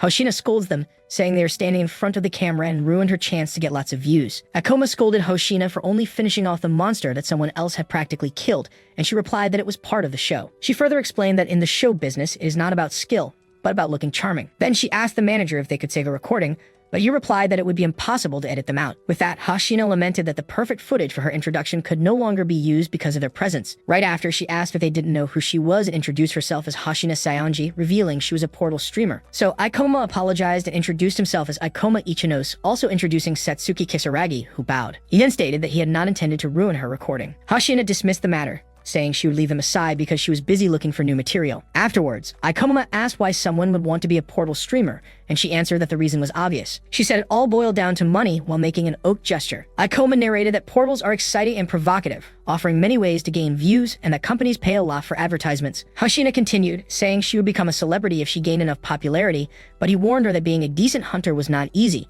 and that she should stop before she got hurt. She then raised her voice, questioning what he had just said. Ikoma warned that portals of that level were dangerous, suggesting she take her celebrity games elsewhere. He also stated that if she didn't take things seriously, she would regret it when her skills were truly needed. Hoshina remained silent, staring ahead. Then she complained that Ikoma had not only ruined her footage, but was now mocking her as well. Satsuki said he didn't mean to be so harsh, but he replied that he was only offering friendly advice. Then the manager tried to calm her down, telling her not to listen to him, and she answered that she knew that she should just ignore haters. Soon after, she ordered the manager to start recording, surprising him. Hoshina asked if his name was Ikoma as she stepped closer, saying he must be quite confident in his skills to give friendly advice to others. With that, she proposed a game to see who could gather more demon stones, stating that if she won, he would have to take back what he said and apologize. She also declared that she would film everything and upload it. Ikoma narrated that she even said he didn't need to worry, as she would put a small blur over his face, showing that a random hater had picked a fight. Hoshina finished by promising that if he won, she would give him whatever he wanted. With that offer, Ikoma accepted, while Satsuki called out in surprise. Hoshina laughed and declared that it was settled, and that she would see him at the portal entrance in 3 hours. She smiled, warning that he had better not run away. The passage stretched out ahead, lit by torches on the wall. With that, the manager asked why she had challenged him, and Hoshina answered while imagining how amazing a video of her defeating that random hater would be. She also expressed that this was exactly the kind of viral success she needed, and that they would make a lot of money that month. Then she said that, above all, she wanted to teach him a lesson, and thought about how he had said she wasn't serious, determined to make him take his words back. Ikoma and Satsuki watched a shambling mummy monster ahead. He then launched an attack called Meteor Drop, which struck the monster. Ikoma saw that he gained 364 experience points, leveled up to 31, and earned 3 skill points, thinking that undead monsters were quite slow. He said the best way to defeat monsters was to dodge their attacks with reverse gravity. Then he finished the monsters off with the ability to increase gravity. With a glow, a demon stone appeared when it was shattered. Ikoma celebrated that they had gotten another one, and an item called Ancient Relic Gauntlet Rank D appeared. Satsuki asked why he had accepted her challenge. Ikoma explained that he didn't like the idea of her making a video of him losing the bet, and that he wasn't going to lose, hoping she would stop filming in portals if she lost by a large margin. He also remarked that this wasn't the real problem, and that it would be difficult to transport all the items if they kept finding so much loot. Thus, the two advanced toward a bright light ahead. They came across a large statue of a sphinx, and Ikoma asked if they had reached a dead end. The sphinx statue seemed to come to life as its eyes lit up with an intense glow. Satsuki looked at the statue in surprise. Suddenly, the exit was sealed, leaving no way out. Ikoma declared that they had triggered a trap. He said that portals contain various traps and creatures around them, where most tend to be quite simple, but sometimes they grant valuable items, especially since they were in a rare portal. The creature with the glowing eyes demands answers to prove the knowledge of those present, declaring that it will continue questioning until they can no longer respond. It then warns that it will take the lives of those who fail to answer at least 3 questions correctly. Soon, Satsuki asks if that creature is a monster. Ikoma observes that a battle may begin if they fail the creature's requirements and warns them to be prepared. She is surprised, but he assures her they need not worry because he is confident in his knowledge. As the creature prepares itself, its eyes shine as it announces the first question. It asks how many experience points are needed to level up from 1 to 10. Ikoma immediately provides the correct answer, surprising Satsuki beside him. The creature confirms the answer, and Ikoma realizes he needs only 2 more correct, glad he had gathered information in his past life. Next comes its 19th question about a monster with 3 heads and 4 legs, and Ikoma promptly answers, the frightening doll. Sitting beside Satsuki, he asked the creature if it truly intends to keep questioning, reminding it that it had said it would not stop until he could no longer answer. Watching the situation, Satsuki suggests maybe he should purposely miss a question to help the creature. Visibly agitated, the creature announces the 20th question. It asked about a monster that leaves a trail of green slime, and Ikoma answers that no portals currently contain such a creature.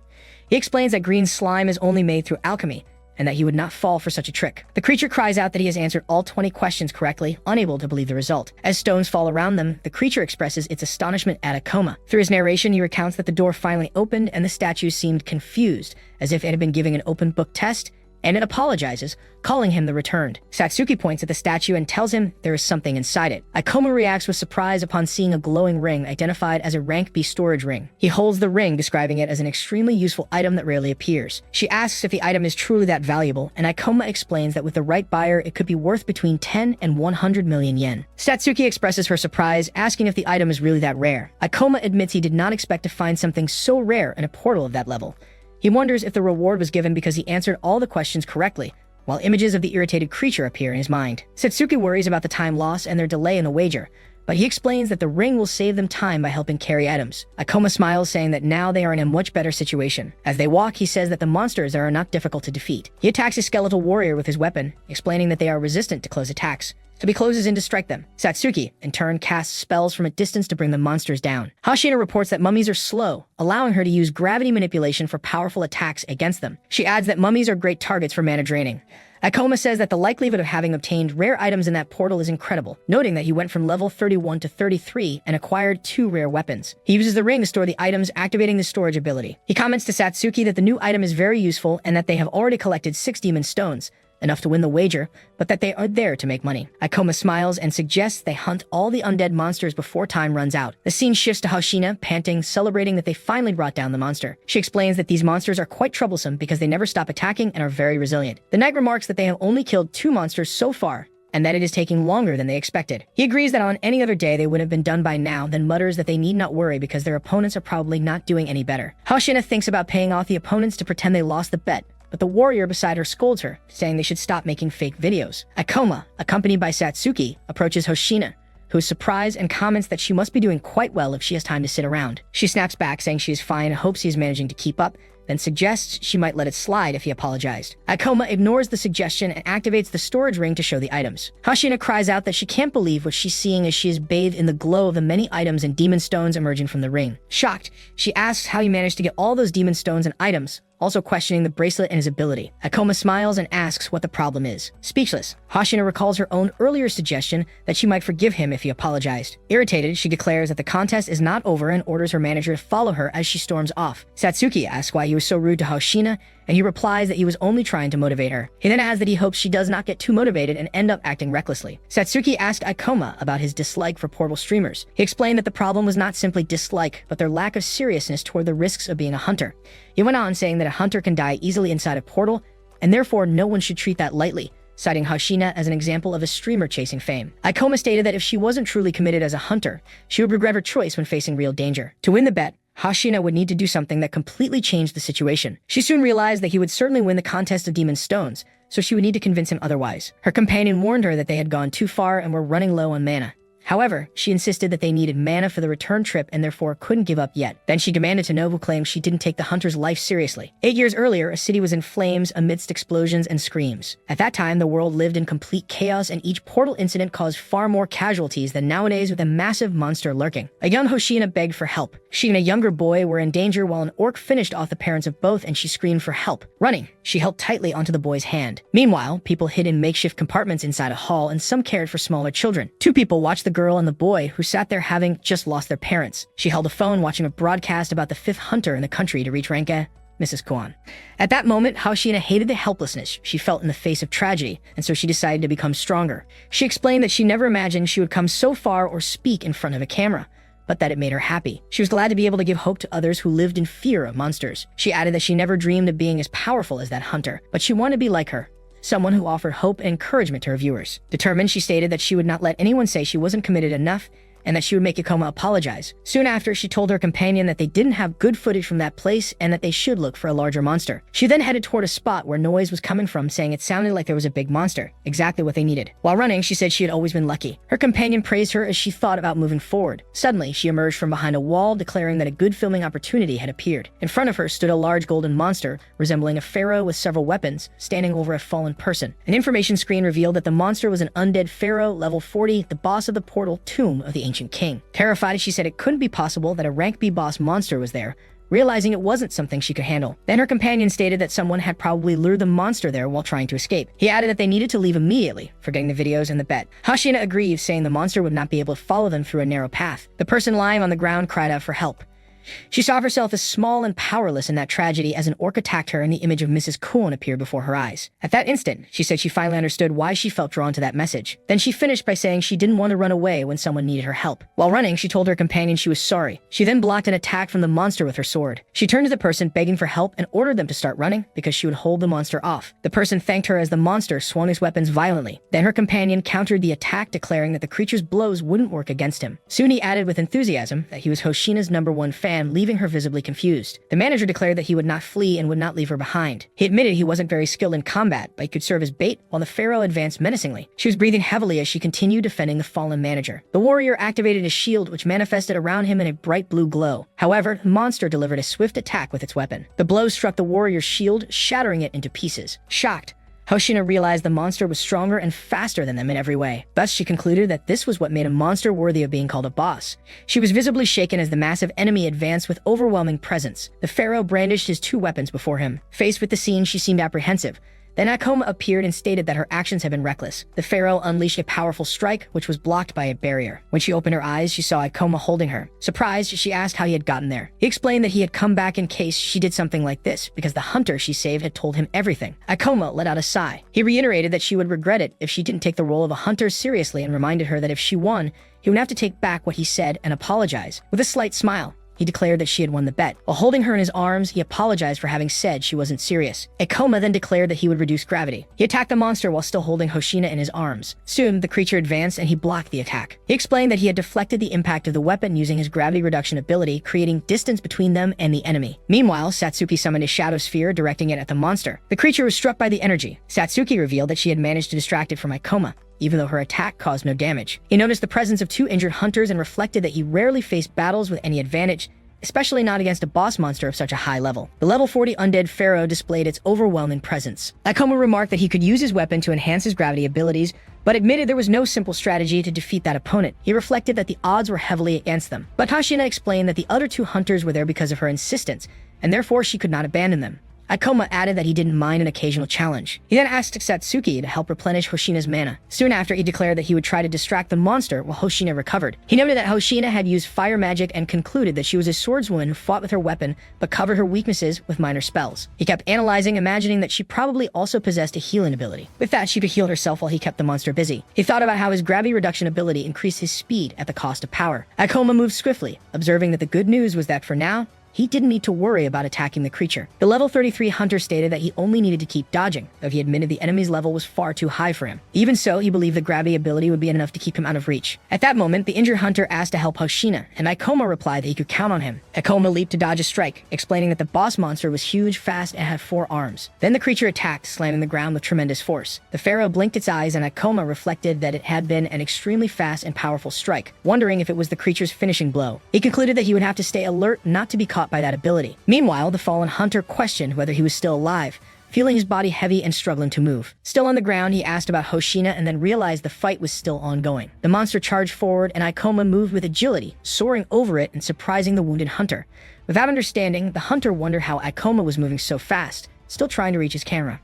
Akoma defended against an attack by running along the creature's forearm. With a quick movement, he lunged at the monster. The knight filmed Akoma with his camera, exclaiming that it was a glorious scene. Akoma reflected that none of his attacks were working as the gravity reduction ability also weakened his power. He also thought that the monster's level was far too high for him, and that he wouldn't be able to bring it down alone. However, he believed there was still a way. With a surge of energy, Satsuki and Hoshina used reverse mana drain. Then Hashina exclaimed that this should be more than enough and activated her healing ability. With a determined smile, she declared she was ready to fight again. Satsuki informed him she would provide support from the rear, while Ikoma thought that now they had a real chance to fight. However, he also noted that they were still at a huge disadvantage. He concluded that if the fight dragged on, they wouldn't last long against a high-level boss monster. Ikoma faced the imposing undead pharaoh. Then the figure attacked several times, but none of its strikes landed. He began to observe the surroundings. When he noticed, he was standing before a smaller creature, until Satsuki realized that he was surrounded. She extended her hand and used her ability to reduce gravity, making the statue lighter. Then she quickly hurled the statue toward the pharaoh. Ikoma shouted to Satsuki, telling her to attack the creature's mask. She answered promptly, readying her weapon as a blue aura enveloped her.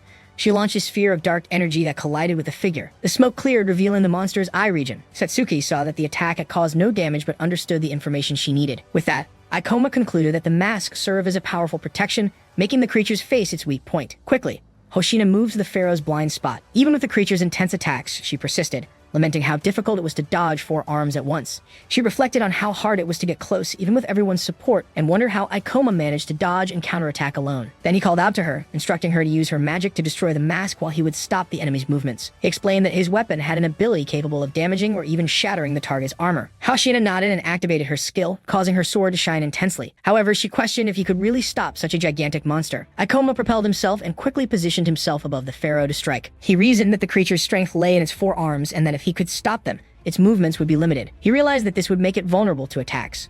With that, he activated his gravity ability to restrain the figure. He said he had used his technique specifically to pin down the pharaoh's arms rather than its torso. With the creature's shoulders immobilized, it could no longer use its arms to break the bindings. Ikoma reflected that this strategy only worked against large monsters with multiple arms on each shoulder. As he watched the figure being restrained by his ability, he prepared for the next move. At the same time, Hoshina focused, thinking she could finally reach her target. She unleashed her skill, sending a powerful burst of energy. The undead creature was struck directly by the attack. The pharaoh's mask cracked and shattered into pieces, revealing its face. The creature's face was exposed, showing multiple eyes and deformed mouth. They both watched the monster, Ikoma noting that its weakness had finally been revealed, while Hoshina recoiled in fear at the creature's appearance. Ikoma rushed toward the figure, determined to bring it down while it was still bound. He then reversed gravity, leaping to avoid the pharaoh's attack and shattering the ground around them on impact. He foresaw that the creature would use all its arms for a final strike and would lower its head as it gathered them. He realized that this movement would expose its greatest weakness. Then he exclaimed that this would be the end, delivering a decisive blow against the enemy. At that instant, he activated his skill, Meteor Drop, unleashing a powerful attack that struck directly at the pharaoh's head. With a smile, Ikoma held the golden ring and discovered that he had leveled up after defeating the boss monster. Meanwhile, Hoshina was helping the injured warrior on the ground, while another only watched. A glow appeared on the body of the defeated monster, and Satsuki noticed something beside Ikoma. She called him over to show a magic weapon, revealing his powers and a brief description. Ikoma offered the weapon to Satsuki, saying it was perfect for her, and that they wouldn't need to buy one. Surprised, Satsuki asked if she could really keep the weapon. He reminded her that she had helped him get his own weapon, and mentioned that Hoshina should also receive something. Hoshina reassured Ikoma, telling him not to worry. She then thanked him, saying he had saved their lives. She offered him the item and the demon stone, but asked for something in return. Hoshina asked if they could cancel the bet. Ikoma reminded her that she had won. Acknowledging her skill, he admitted she was a respectable hunter, and took back what he had said before. Surprised, Hoshina reacted to his words. Ikoma and Satsuki smiled at each other. Soon after, he suggested she should stop being a streamer to become a better hunter, which left Satsuki indignant. While the armored warrior stated it was impossible to make a living as a hunter, Ikoma contradicted him. He recalled that Hoshina's father had died and her mother was injured, leaving her responsible for 5 younger siblings. Hoshina tried to silence the armored warrior, but he continued speaking about how hard she worked to support her family. For that reason, Ikoma apologized for having made assumptions without knowing her situation. She turned away, saying she enjoyed what she did, and that you shouldn't misunderstand. Hoshina explained that her goal was to make people smile, because portals frightened them, showing examples of her work. Ikoma then smiled and said he would support her. Hoshina was surprised by his reaction. She remained silent and blushed. 4 people, including Ikoma, Satsuki, and Hoshina, spoke with 2 uniformed men holding documents. The scene shifted, and Hoshina asked about the state of the camera, remembering it was expensive and could capture fast movements, hoping it wasn't broken. One of the warriors confirmed that the camera was working, which relieved her. Even so, the warrior complained that they had barely gotten demon stones or recordings from that portal despite almost dying there. Hoshina thought they maybe should have asked for the boss monster's demon stone, but said she wouldn't accept anything out of pity. She kept asking if the camera hadn't recorded anything useful, begging them to tell her there was something. The camera then showed a recording of Ikoma in action. Later, at the Morima branch of the Hunters Guild, Ikoma sat reading a book while Satsuki watched something on her phone. Excitedly, she called him over to see a video.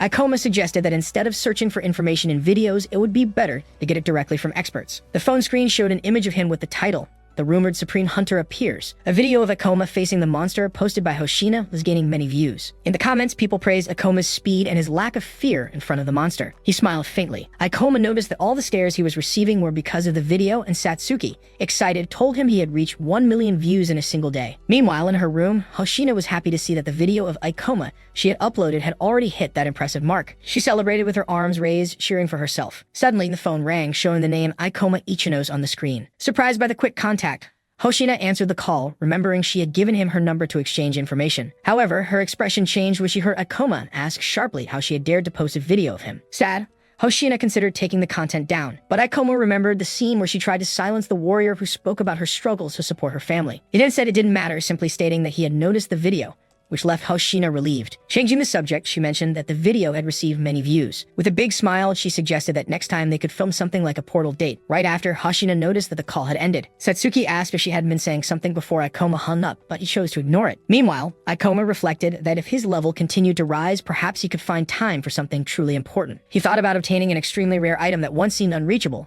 known as the Ring of Wisdom. With that in mind, he clenched his fist, believing that he could even change the course of history. A moment later, the receptionist pointed to the screen, confirming that Akoma was at level 36, indicating that he now had the necessary experience. Then the protagonist was promoted to rank C and was duly congratulated. After that, Akoma and Satsuki stepped away from the administration desk. She expressed admiration for his rapid rise, and he thanked her, wishing that she would also be promoted soon. Meanwhile, the receptionist at the administration desk was impressed by the speed of his advancement, something never seen before. Akoma considered that his rapid progress was the result of his knowledge and experience, explaining that the most effective method to level up was to defeat high-level monsters. Soon after, Satsuki stated that he was one of the strongest rank C hunters and promised to work hard to reach the same level. In response, he declared that by the end of the month, he would become a rank B hunter. Satsuki showed concern over this ambitious goal, questioning if he wasn't pushing himself too hard and noting that few guilds had anyone that strong. Finally, Akoma revealed that he had a specific item in mind that he wanted to obtain. To get it, he would need to access a high-level portal called the Library of Illusions, and for that, he needed to be a rank B hunter. He explained that the boss monster of that portal, one no one had ever defeated, would drop the Ring of Wisdom, exactly what he sought. Surprised, Satsuki asked how he knew what the monster would drop. She then asked if his reason for wanting this rare item was connected to what he had told her before, and Akoma confirmed it. He pondered that the Ring of Wisdom might have some connection to the appearance of portals, which left Satsuki even more astonished at the importance of the object. He detailed that the ring was a high-value item that had suddenly disappeared before it could be analyzed in his previous life. Akoma mentioned that in the past, specialists had used it to understand how portals appeared, and that even though it would be difficult to reach the required rank in time, he still wanted to obtain it. He stated that the item was something he wanted for himself, but that she didn't need to help if she didn't want to. Satsuki replied that she didn't mind, remembering how much he had helped her. She also said she felt happy to be needed by him, and Akoma thanked her in return. Satsuki then expressed doubts about him reaching rank B before the end of the month, mentioning that promotion depended on portal records. Even so, he assured her that everything would be fine because he already had a plan in mind. He declared that the focus would be to create an impressive portal record. Soon, a boss monster, the level 32 red troll, appeared. Akoma unleashed an attack and defeated it immediately. Next, Satsuki defeated another boss called the level 30 mermaid chief. After that, another boss, the level 36 spider ogre, was struck by a meteor drop attack. With that, Satsuki rose from level 32 to 35, reflecting that she couldn't believe they had cleared 3 portals in just 2 weeks. Although recognizing that the bosses were lower level, Satsuki questioned how easy the task felt, and Akoma confirmed that they were usually difficult. He explained that at this level, boss monsters were limited to simple movement patterns, and their abilities were not devastating. In addition, he revealed that he knew all the portals relatively easy to clear around the capital and had even prepared a complete list of them for quick access. He then showed a portal map on his phone and stated that, so far, they had managed to clear 5 portals above level 30. Soon after, they arrived at the guild reception, where the receptionist confirmed that Akoma's portal record was impressive, barely able to believe he had cleared so many. The staff member then explained that they would go through rigorous evaluations for promotion to rank B, and that they would be contacted in a few days. At that moment, a muscular man, Mr. Ukami, appeared, looking indignant as he questioned whether the kid was really applying for promotion to rank B. Akoma looked at him carefully and asked if he worked for the guild, noticing the emblem on his chest. Then it was revealed that some hunters with good performance signed exclusive contracts with the guild. The man began arguing with the receptionist as it was explained that these hunters' duties included portal management, responding to incidents, and making recommendations for the organization itself. They also had great influence over the guild they belonged to, and Ukami considered it absurd that Akoma was about to be promoted to rank B. Even so, the receptionist informed him that Akoma was already close to level 40 and had an extensive record of clearing multiple mid-level portals. Surprised, Ukami asked if that meant he had already defeated several boss monsters. As the two stare at each other, the man remembered that it had taken him 7 years to become the only rank B hunter at the Morima branch of the guild. With that, you began to wonder how Ikoma could already be at his level. Observing the man's expression, Ikoma realized that this person would probably become a problem. Ukami stepped up to Ikoma, questioning how a boy with that appearance could be a rank B hunter. The young man replied that without Ukami's approval, it would be difficult to get promoted in the Morima branch. However, he concluded that he could not give up, since it was only possible to apply for promotion in the branch of one's own city. Remembering all the help he had received from Satsuki, he reinforced his decision not to back down. Turning to the man, he confirmed his name, Ukami, and asked for a valid reason for rejecting his application. The hunter leaned forward and said that rank B was not given to rookies who thought portals were easy. He then aggressively questioned Ikoma about whether he took his role as a hunter seriously, demanding an immediate answer. Meanwhile, people in the guild watched the scene, commenting that Ukami was causing trouble again. Ikoma interrupted, asking how many hunters had reached rank B at only 17 years old. Confused, Ukami reacted without understanding the question and asked what kind of nonsense he was talking about. Ikoma continued, mentioning the 15 years since portals first appeared. He then pointed out that 6 young people at age 17 had reached rank B and questioned whether, by Ukami's logic, none of them should have been promoted. With that, he declared that he fulfilled all the requirements for rank B and demanded that Ukami answer before rejecting him based solely on age. Without a clear response, Ukami stepped back while admitting that the rules about portals were not perfect. He claimed that it was necessary to listen to the experience of hunters who worked for the guild. However, Ikoma replied that the rules were not based on beliefs but on guidelines shaped by past incidents. He then cast a sharp look and asked if that was not the guild's official policy. As the woman at the desk confirmed, she began to analyze the data on the computer. Satsuki observed that Ikoma's knowledge and logic surpassed even that of an experienced hunter in the organization. While people murmured about Ukami being left speechless, he himself remarked that it had been a bold move. After the humiliation, he silently planned that someone would pay for such defiance. He then stated that he would make Ikoma regret challenging him and asked the receptionist what Ikoma's level and class were, identified as a level 38 gravity user. Soon after, he questioned the woman about that class, surprised that he had never heard of it and wondering if it was perhaps a rare class. Ikoma reflected that the class was probably mage type, and that a powerful warrior might have been the reason for his rapid level gain. Then Ukami admitted that he had been too harsh, and that it would be unfair to reject the application without a good reason. Finally, the man announced that he would not reject the request, but impose a condition. He challenged Ikoma to prove he deserved rank B in a match at the guild's training hall. In the training hall, marked by a sign, several people conversed while waiting. Ukami reiterated his condition, stating that promotion would only be granted if Ikoma proved his abilities in a fight. Otherwise, his application would be denied. Meanwhile, 2 people murmured about his history in matches, recalling that he had nearly killed others in previous fights. Others commented that the situation was unlikely to end well for Ikoma, since Ukami often used these duels as an excuse to vent his anger. Satsuki then showed concern for her companion. Ukami stared intently at Ikoma, dwelling on the public humiliation he had suffered earlier. Comparing their levels, he pointed out that the boy was level 38, while he himself had already reached level 47. Realizing he was dealing with a mage, Ukami theorized that the boy had only come this far thanks to help from some powerful hunter. He then declared himself a beast warrior, stressing that the nature of his class enhanced his physical attributes. With a smile on his face, he planned to humiliate and crush the boy publicly to prevent him from continuing as a hunter, believing his experience and attributes were superior. Ikoma then manipulated a holographic screen in front of him. Watching the action, Ukami assumed he possessed a class focused on direct combat. Aware that he needed to act carefully, Ikoma decided to use his remaining skill points to increase his gravity magic. He spent 25 points to raise gravitational manipulation to level 4, anticipating a boost in his physical attributes. Although he would have preferred to invest directly in gravity magic,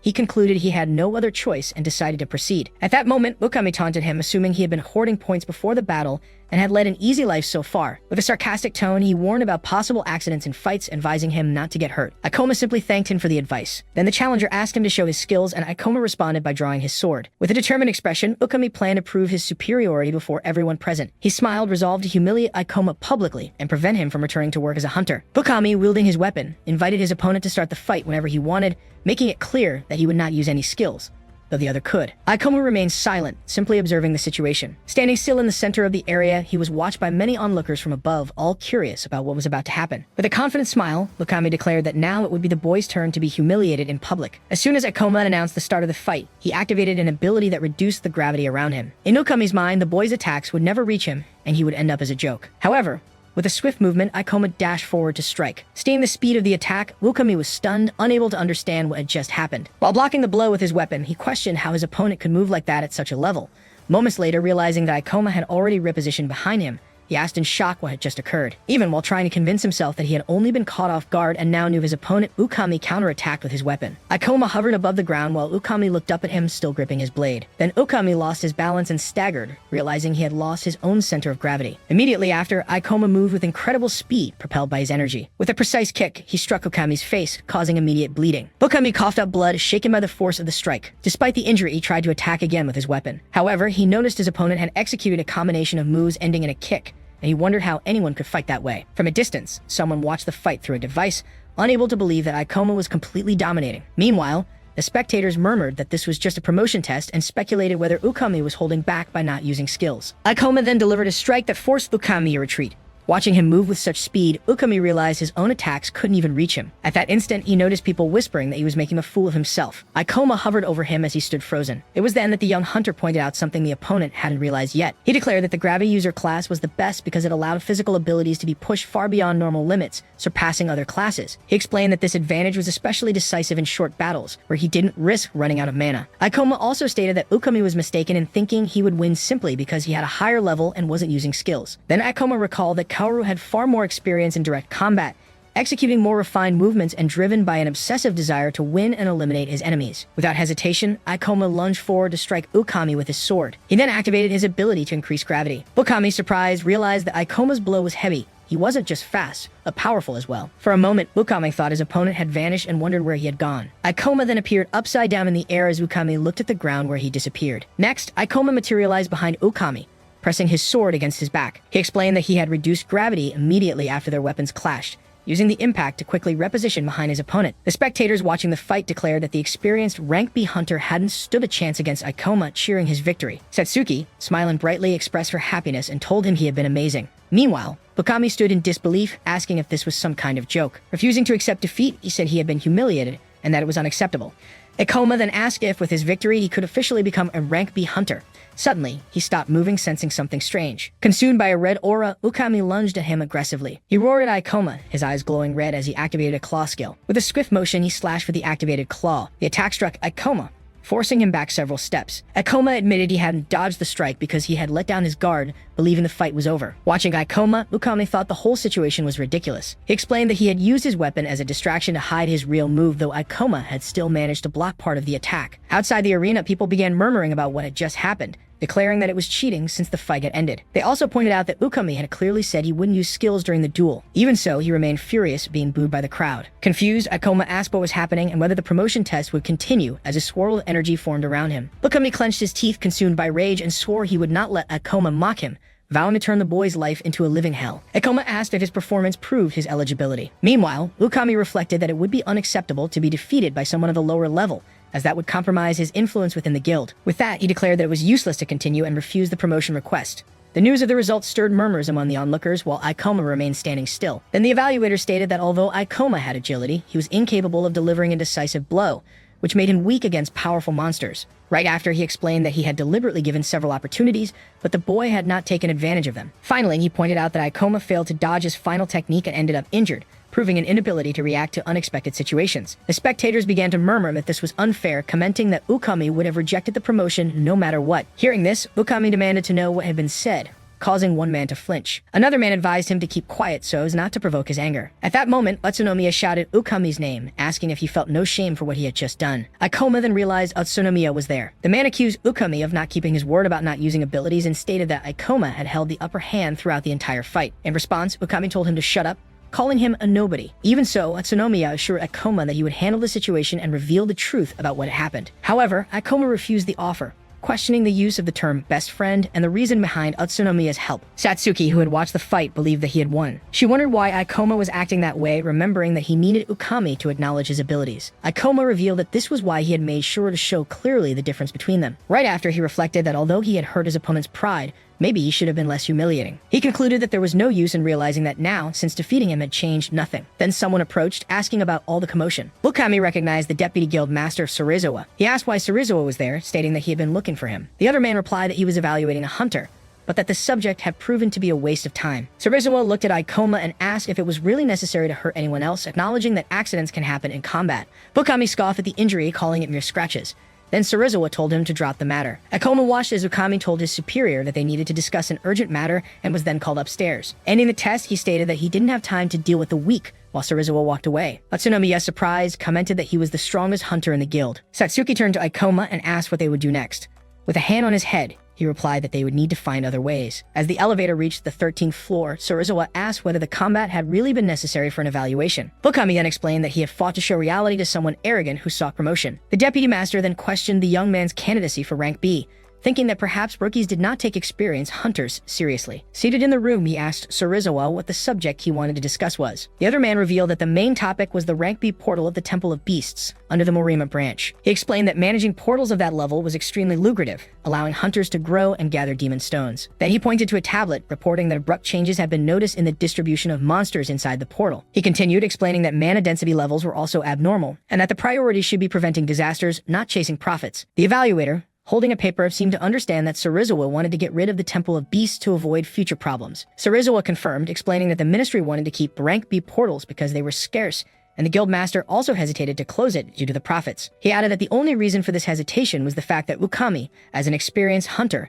had declared the place safe. He added that the portal raised many questions and that personally he was not sure about its safety. Therefore, he asked the evaluator to offer the guild master a new opinion. The man then asked if this was the real reason he had been called. However, Sarizawa interrupted him, saying he was not finished. Then he covered his face with his hand and told him to shut up. Soon after, Ukami grabbed a paper and declared that the portal was fine, tossing it aside. Sarizawa bent down to pick it up, saying he hadn't even looked at the collected data. Even so, the evaluator stepped on the papers, asking what those data could possibly tell him. Still smiling, he declared that as an experienced specialist, he guaranteed the portal was safe and that he could clear it at any time if something happened. Slamming his hand on the surface, he affirmed that they could not afford accidents as no one even knew the real cause of portal disasters. Meanwhile, Sarizawa remained silent, merely observing. He then thought that their duty was to protect the area, and in the next moment, a sleeping creature opened its eyes. Ikoma thought the situation was troublesome. He soon reflected on Hunter Ukami's behavior. He explained that one could only request promotion in their own branch, making it impossible to bypass the hunter to achieve advancement. He then said they needed a rank B hunter to enter the Library of Illusions, and that although Setsuki could try the test in another branch, he did not yet have the required level for promotion. Therefore, he declared that they needed to find a solution. Just then, Hoshina arrived abruptly, asking the boy if the guild hunter had blocked his promotion. The young woman showed her phone, revealing that one of her fans had recorded a video of Ikoma facing Okami and sent it to her. She immediately suggested posting the video with the title, Guild Corruption? Okami's abuse of authority, confident that her 120,000 subscribers would react to the injustice. Akoma asked if she was only doing this for views, and the girl denied it. She declared that she wanted to repay him for saving her, offering her help. However, she also admitted that she wouldn't mind if the action brought her views and profit. The boy said he didn't want her to post the video, mentioning that there was still much to be understood about portals. He went on to explain that the guild needed experienced hunters, and that criticism would not make people like Ukami change their minds. Furthermore, he warned that doing so would only put her in Ukami's sights, which made Setsuki react to the information. She watched as Hoshina asked if Akoma was worried about her. Satsuki then asked if the girl had feelings for him. Hoshina reacted in shock, questioning what she was talking about. Soon after, she stated that Ikoma had many secrets and acted superior, saying she would never like someone so annoying, even if he had a handsome face. She clarified that she was only worried because he had saved her, and as an online celebrity, she would never risk a dating scandal. While watching her, Satsuki listened as Hoshina asked why she was staring, to which Satsuki quickly denied. Suddenly, the phone chimed and everyone looked at the screen. Satsuki read the emergency alert about a rank B monster incident in Tokyo and asked what had happened. Hoshina pointed to the phone as Ikoma explained that the incident was on Kitahana Avenue, caused by an overflow from the portal of the Temple of Beasts. He clarified that overflows occur when monsters invade the human world, and that the only way to contain them is by defeating the boss monster to seal the portal. He then reflected that the event was strange, as such a thing had never happened in Morima Ward in his previous life, questioning if it was only a coincidence. As memories from his past surrounded him, he wondered if the timeline was diverging from that of his earlier life. Hoshina commented that a supposedly controlled portal had malfunctioned. She asked why the guild had not predicted such an event, since they had analyzed portals for so long. The young woman admitted that she had never been in a rank B portal and did not have enough power to help. She soon remembered a scene of her father asking for help against a monster and declared that many people were weaker and needed her help. Then she stated she was heading to the location. Akoma explained that no one knew how dangerous a defective rank B portal could become, since monster-related disasters could trigger other phenomena. At the scene of the incident, Bukami confronted a large creature amidst the rubble. The creature revealed itself to be a level 34 werewolf. The hunter leaped through the air to strike it with his weapon. He advanced quickly, declaring that no one would stop him. In that moment, he thought the situation was dire and that the portal's proximity to Sarizawa was unfavorable for his reputation. Two people praised the hunter for defeating a strong monster with a single blow of his weapon. Then he asked if they had no one stronger, stating they could not handle the disaster with rank C people like them. They replied that there were very few rank B hunters or higher, and although they had contacted those who could help, they did not know when they would arrive. Akoma explained that Ukami's reputation would be ruined if the disaster spiraled out of control, but revealed that he had already fought the monster from this portal before. He then said the boss monster was a level 47 Phantom Fox, and that it should not be difficult to defeat. He stated that Ukami intended to defeat the boss monster quickly, blame Sarizawa, and become Morima's hero. The hunter then declared it was time to eliminate the boss monster, and suddenly a massive explosion hit the area, followed by screams from people. All at once, a huge paw appeared, and someone asked if that could be a boss monster. Then, an enormous monster with multiple fox heads engulfed in flames appeared on the scene. The two people exclaimed in alarm that the portal's information had not mentioned such a creature. The summoned monster revealed itself as a level 55 summoner fox, and the boys questioned the grotesque appearance of that thing. The boss of the Temple of Beasts evolved, changing its form, increasing in level, and gaining new abilities. With this evolution, the monster turned into an entirely new entity due to the buildup of mana in the portals, causing disasters. Ukami realized that the boss monster had evolved, making the situation far more serious in addition to the existing overflow. As soon as Utsunomiya saw the monster's level -55, the summoner fox, he asked how they could possibly fight such a powerful creature. Faced with the situation, the two agreed that they needed to retreat and wait for reinforcements and other hunters. Even so, Okami called them fools and declared that retreating would stain his reputation after insisting on keeping the portal open. He reminded them that he was a rank B hunter. He stressed that he had already faced many such dangers. With a scheming look, he said they should distract the monster so that he could deliver the finishing blow and kill it. The two young men said the idea was reckless, insisting they wouldn't last 10 seconds acting as bait against a monster like that. Okami grew irritated at their refusal and concluded they would not do as ordered. With a grin, he decided he had no choice but to give the boys some incentive. Then he invoked the Berserk skill, and a beam of red energy shot from his hand, striking the two. As the red energy wrapped around their bodies, the boys collapsed to the ground with intense headaches. The Berserk magic, a spell from the Beast Warrior class, temporarily increases the target's attack while reducing their reasoning, making them aggressive. The hunter revealed that he had often used this skill to create human bait and escape monsters, though he admitted he hadn't used it in a while. He then kicked one of the boys, sending him flying forward. Next, he ordered the two to attack the monster. He planned to step in and deliver the killing blow once they had distracted it. With a sadistic smile, he thought this would serve as a lesson, since good people didn't survive in the world of hunters. The two, under the effect of the ability, charged at the monster wielding their weapons as he watched. Meanwhile, the creature revealed a grotesque pulsating eye on its back, where the eyelid was made of hands. The monster activated Poltergeist through the eyeball. Soon it advanced toward the boys as debris levitated all around. Ukami was taken aback by the situation, questioning how the creature could unleash such a powerful attack. While running for cover, debris rained from the sky. The boys screamed in pain, still under the skill's effect, and he dismissed them as useless. The hunter noticed a huge piece of rubble coming his way. With a powerful strike, he smashed the rubble using the Beast King's smash ability. He concluded that the monster was using telekinesis. He realized that the creature's power far exceeded his own. The fox monster pursued him, forcing him to run through the ruined city. He wondered if the enemy was supposed to be this strong.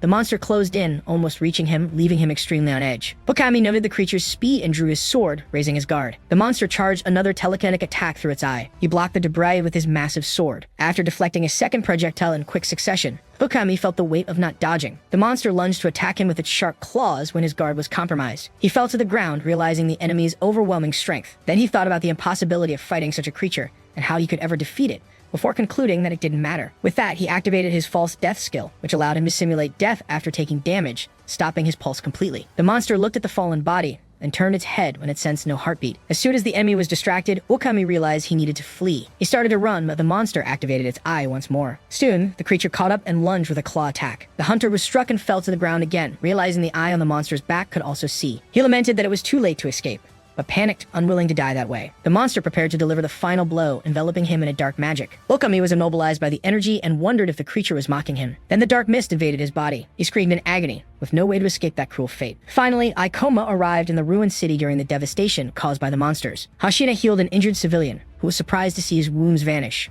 Aikoma told the man to run in the opposite direction, assuring him he wouldn't find monsters that way. The man thanked him and went on his way. Hoshina began to speak with Aikoma, who appeared deep in thought. He said he needed to move on quickly to contain the overflow as soon as possible. The young woman agreed, acknowledging that he was right. Then she checked her phone and realized an hour had already passed, yet the problem was still unresolved. Aikoma thought that the Ministry of Monster Eradication should have already defeated the boss of the Temple of Beasts, but concluded that they were taking far too long. With that, he came to the conclusion that he would have to assume the worst. Ukami struck the woman first, and she screamed in pain, falling in shock. He then unleashed an attack called Beast Claw, injuring the bald man. The man groaned from the wound and gripped his weapon tightly. Soon after, he counterattacked, clashing his weapon against Ukami's. The attacker smiled maliciously, while the other glared at him, only to be sent flying backward by a powerful strike. The woman cried out the name Captain Kurokawa, and Okami laughed. He remarked that it was difficult to bring down a rank B hunter. He continued, saying that this was merely a side effect of the calamity and not just a normal monster disaster. In his eyes, the local troops and hunters would never be able to handle the situation. Even so, he laughed again and quickly charged at the bald man who tried to defend himself. Ikoma arrived just in time, using his ability to reduce gravity. He collided with Ukami in midair before the other could be struck. Quickly, Ikoma deduced that Ukami seemed to be under the monster's mind control as the man hissed at him. The bald man tried to warn him not to fight, saying Okami was no ordinary hunter.